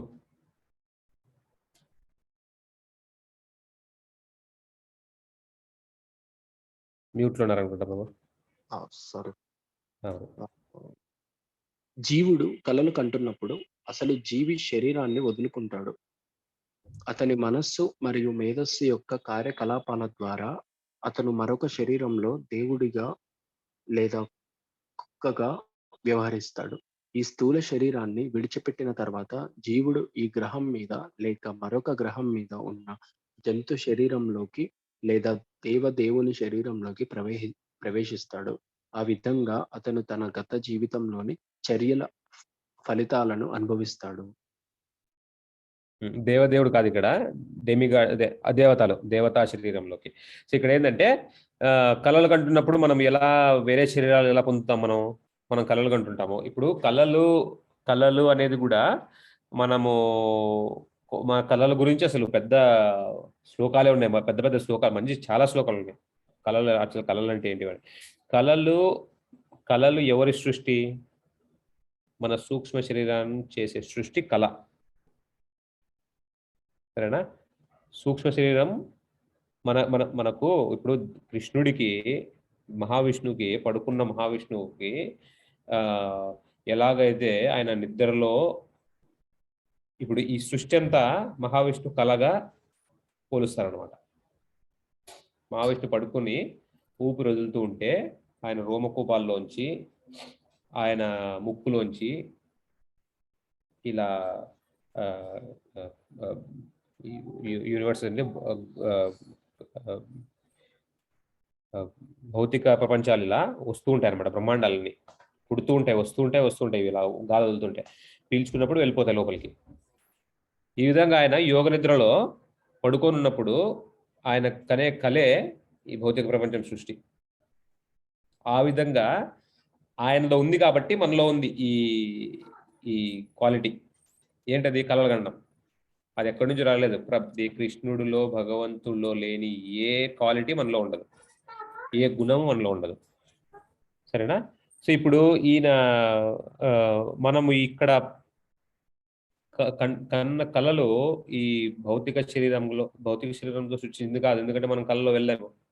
మన కళలో పాము కాటేసింది అనుకోండి, మనకి ఇక్కడ విషయం ఎక్కదు. అది ఆ సూక్ష్మ శరీరం యొక్క సృష్టి. ఒక్కొక్కసారేమో మనం ఎప్పుడూ చూడని విషయాలు చూస్తుంటాం అనమాట, గాల్లో ఎగురుతున్నట్టు. మనం గాల్లో ఇప్పుడు ఈ శరీరంతో ఎప్పుడు ఎగరలేక, కానీ మనం గాలిలో ఎగురుతున్నట్టు అనిపిస్తుంది, మనం కింద చూస్తున్నట్టు.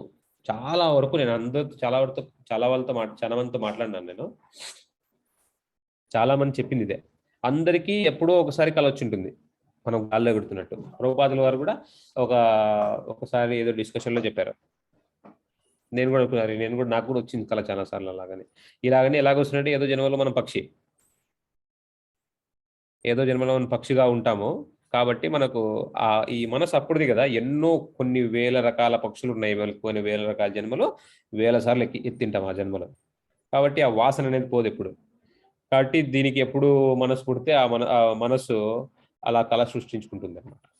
కాబట్టి ఎలాగైతే మనం ఈ శరీరంతో పోలేం కాబట్టి, భౌతిక శరీరంతో కాదు కాబట్టి, ఈ సూక్ష్మ శరీరం ఎలాగైతే ఆ కళను సృష్టించి ఆ కళలో వెళ్ళొస్తుందో, అదేవిధంగా ఈ శరీరం వెళ్ళిపోయిన తర్వాత కూడా అదే సూక్ష్మ శరీరం ఈ ప్రపంచంలోనో ఆ వేరే ప్రపంచాల్లోనో కుక్కగా, నక్కగా, దేవుడిగా ఇలా ఎక్కడంటే అక్కడ ఇక్కడే పుడతామనేం లేదు.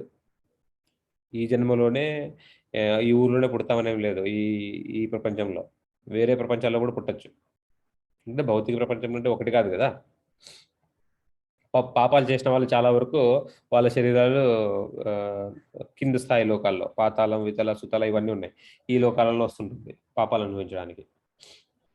సరేనా? నెక్స్ట్ శ్లోకం ప్రభు, ముగిద్దాము. జీవుడు నేను ఇది, నేను అది అనే శారీరక భావనతో శ్రమిస్తుంది. ఇది నా కర్తవ్యం కాబట్టి నేను దీన్ని చేస్తాను. ఇవన్నీ మానసిక ముద్రలు మరియు ఈ కార్యకలాపాలన్నీ తాత్కాలికమైనవి.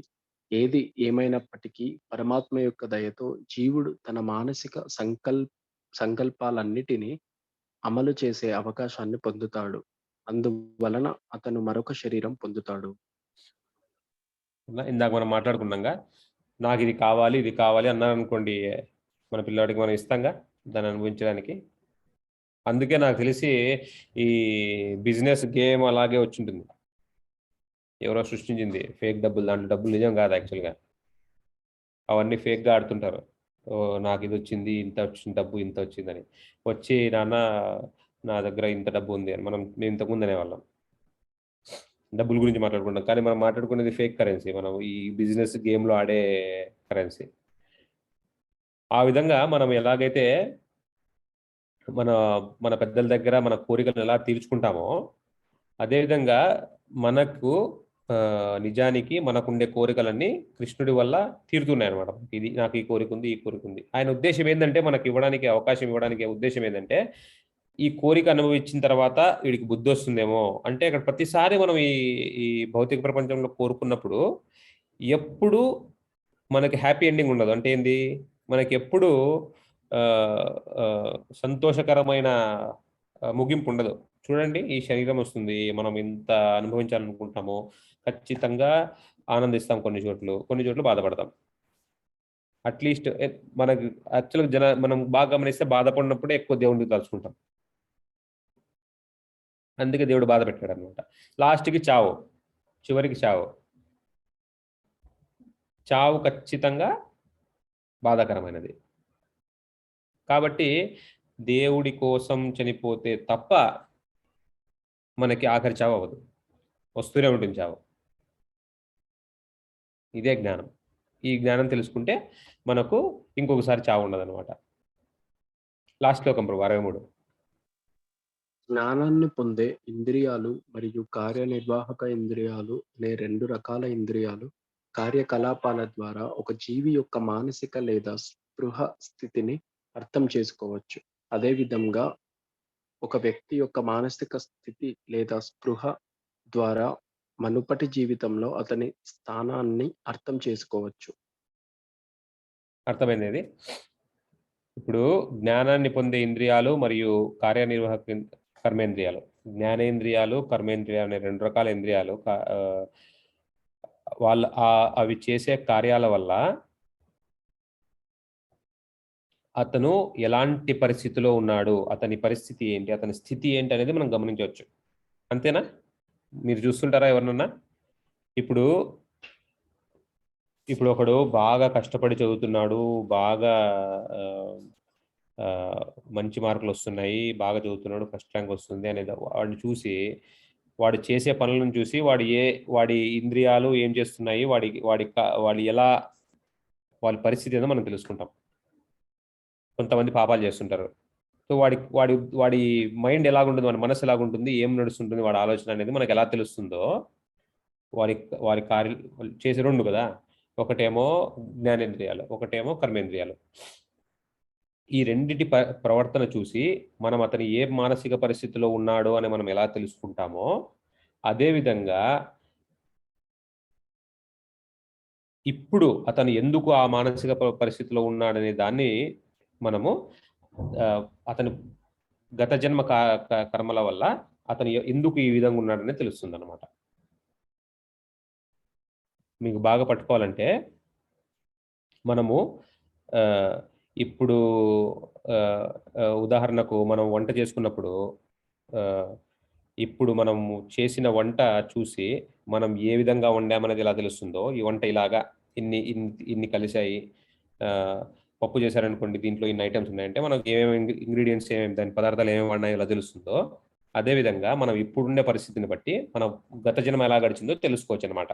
ఇప్పుడు ఎవరన్నా బాగా కష్టపడుతున్నారు, ఎప్పుడు ఏదో బాధలో ఉంటాడు, ఎప్పుడు ఈ ప్రాబ్లం అందరికీ ఒకే రకంగా ఉండదుగా. మనం చాలాసార్లు చూస్తుంటాము. ఏమి చేసినా కష్టాలు కొంతమందికి. చాలా మందిని నేను చూసా. వాళ్ళు ఎంత కష్టపడినా వాళ్ళకు ఈ కష్టం నుంచి బయటపడేసరికి ఇంకో కష్టం వస్తుంది, ఇంకో కష్టం నుంచి బయటపడేసరికి ఇంకో కష్టం వస్తుంది. దీని అర్థం ఏంది మనం తెలుసుకోవాల్సింది. అదే విధంగా వేరే వాళ్ళకు ఏమి చేయకపోయినా కష్టాలు ఉండవు. డబ్బులు సంపాదించకుండా అన్నీ ఏర్పడుతుంటాయి వాళ్ళకి. అన్ని కరెక్ట్ టైంకి ఎవరో ఒకరు రావడం, ఏదో ఒకటి నడుస్తుంటుంది, కష్టాలు ఉండవు. ఒకే ఆఫీస్లో చేసే వాళ్ళకే ఇన్ని వ్యత్యాసాలు ఉంటే మీరు దీనికి అర్థం ఏంటంటే ఇంతకు ముందు జన్మల్లో వాళ్ళ పరిస్థితిని మనం అర్థం చేసుకోవచ్చు ఈ విధంగా.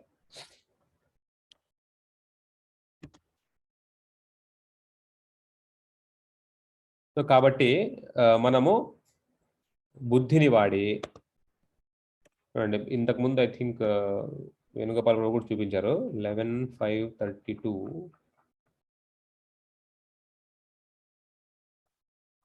ఈ శ్లోకంతో మనం ముగిద్దాం. కాబట్టి ఇదిగోండి, కృష్ణవర్ణం త్రిషా కృష్ణం సంగోపంగాస్త్ర పార్షదం యజ్ఞ సంకీర్తన ప్రాయే అర్జంతి సుమేధసః. సుమేధసః అన్నారు ఇక్కడ. కలియుగమునందు బుద్ధిమంతులుగా జనులు నిరంతరము కృష్ణనామాలను ఉచ్చరించినట్టి భగవతావతారమును సామూహిక హరినామ సంకీర్తనము ద్వారా అర్చింతురు. కలియుగంలో బుద్ధిమంతులు మాత్రమే ఈ పని చేస్తారంట. సుమేధసః అంటే బుద్ధి. కాబట్టి అదిగోండి ఇక్కడ మళ్ళీ చైతన్య మహాప్రభు గురించి ఇది. అతడు శ్యామల వర్ణుడు కాకపోయినను, అంటే నల్లగా లేకపోయినను, స్వయముగా శ్రీకృష్ణుడే అయి ఉన్నాడు.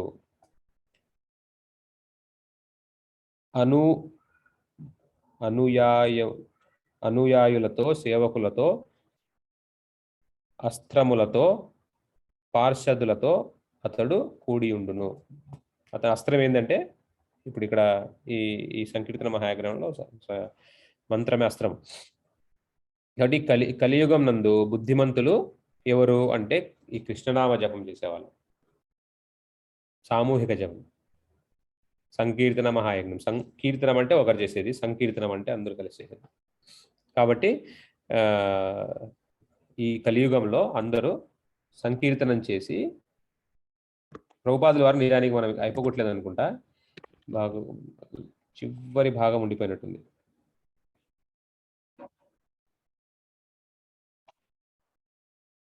కేవలము దొంగలైనట్టి భౌతిక జనులను ఎట్టి జీవిత లక్ష్యం ఉండదు. వారికి ఇంద్రియ తృప్తియే ముఖ్య ఉద్దేశము.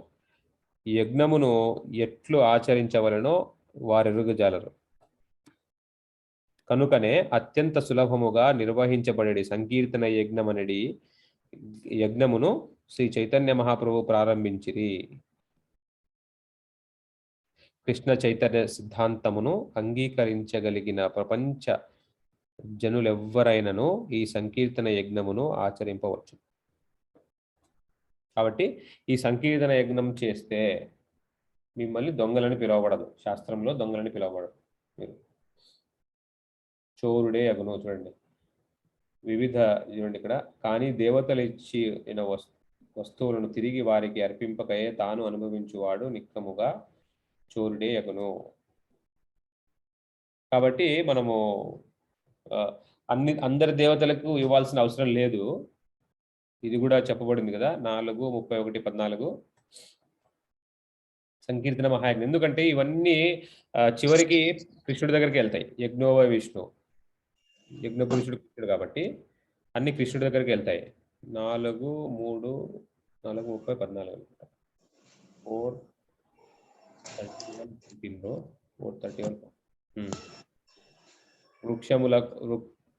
వృక్షమూలమునకు నీరు పోయుట ఏ విధముగా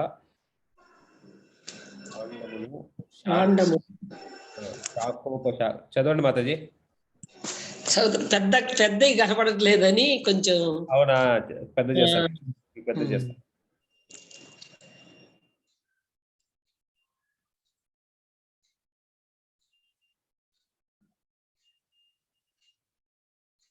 ఆ 4:31-14 చదవండి మాతాజీ. ఇదే కదండి, వృక్ష మూలమును, అదే కదండి, వృక్ష మూలమునకు మళ్ళీ కనపడట్లేదు. నీరు పోట ఏ విధముగా కాండమును శాఖోపశాఖలను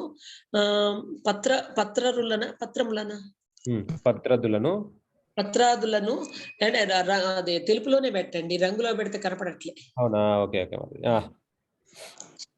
శక్తి సంశయము కావించును ఉపనయ కాదండి, ఉదరమునకు ఒసగిన ఆహారము ఏ విధముగా సమస్త్రేంద్రియములను ఉల్లాసపరుచును, అదే విధముగా దేవదేవుడగు అచ్యుతుని అర్పించుట అతన్ని అంతలేమైన దేవతలన అందరినీ అప్రయత్నముగా సంతుష్టులను చేయును. చూడండి, ఇంతకు ముందు ఈ శ్లోకంలో చెప్పబడింది ఏంది? భగవద్గీత శ్లోకంలో ఈరోజు చెప్పబడింది ఏంటంటే దేవతలు ఇచ్చు వస్తువులను తిరిగి వారికి అర్పించుడే. కాబట్టి వీళ్ళని అర్పించమన్నారు ఇక్కడ. అదే అర్పించాల్సిన అవసరం లేదు. ఎందుకు అంటే మనము మన మూలములకు ఎలాగైతే మనము నీరు పోస్తే ప్రతి ఆకుకు, ప్రతి మొక్క, అది ప్రతి కాండములకు ఎలాగొస్తుందో నీరు, ఎలా చేరుతుందో దాని శక్తి, ఆ విధంగా దేవాది దేవుడైన కృష్ణుడికి అర్పించినచో అతని అంశలే అయిన దేవతలందరినీ అప్రయత్నముగానే సంతుష్టులను చేయను. మనం ప్రత్యేకంగా సపరేట్గా ప్రతి ఆకుకు నీళ్ళు ఎలాగైతే పోయామో, ప్రతి ఆకు ప్రతి కొమ్మకు నీళ్ళు ఎలాగైతే పోయామో మొత్తం తీసుకెళ్ళి వేర్లకు వేస్తామో, అదేవిధంగా మనం చేసే ఆధ్యాత్మికంతా కృష్ణుడికి చుట్టూ పెట్టుకుంటే అది మూలానికి వేర్లకు నీళ్ళు పోసినట్టే. మనం అచ్యుతుని సంతోషపెడితే ప్రతి కొమ్మకు ప్రతి ఆకుకి నీరు ఎలాగైతే చేరుతుందో అదే విధంగా కృష్ణుడికి చేస్తే ప్రతి దేవతలు ఆటోమేటిక్గా సంతోషపడతారు. ప్రతి దేవుడే కాదు, ప్రతి దేవతలే కాదు, ప్రతి జీవికి కూడా మనం చేసినట్టే. మాధవుడి సేవ చేస్తే మానవ సేవ, దేవతా జంతు సేవ అన్ని చేసినట్టు. సరేనా? అది ఇవాల్టి శ్లోకము. రాబోయే శ్లోకాలు మరింత ముఖ్యమైనవి. ఇప్పుడు చెప్పిన శ్లోకాల కంటే మరింత ముఖ్యమైనవి రాబోయే శ్లోకాలు. 3:13, 3:14 ఇవన్నీ అత్యంత ముఖ్యమైనవి. కాబట్టి వచ్చే క్లాసులు మిస్ అవ్వకుండా జాయిన్ అవ్వండి. ఈ రోజు సంబంధించిన క్లాసుకి సంబంధించిన కానీ మీకు ఏమన్నా క్వశ్చన్స్ ఏమైనా ఉన్నాయా?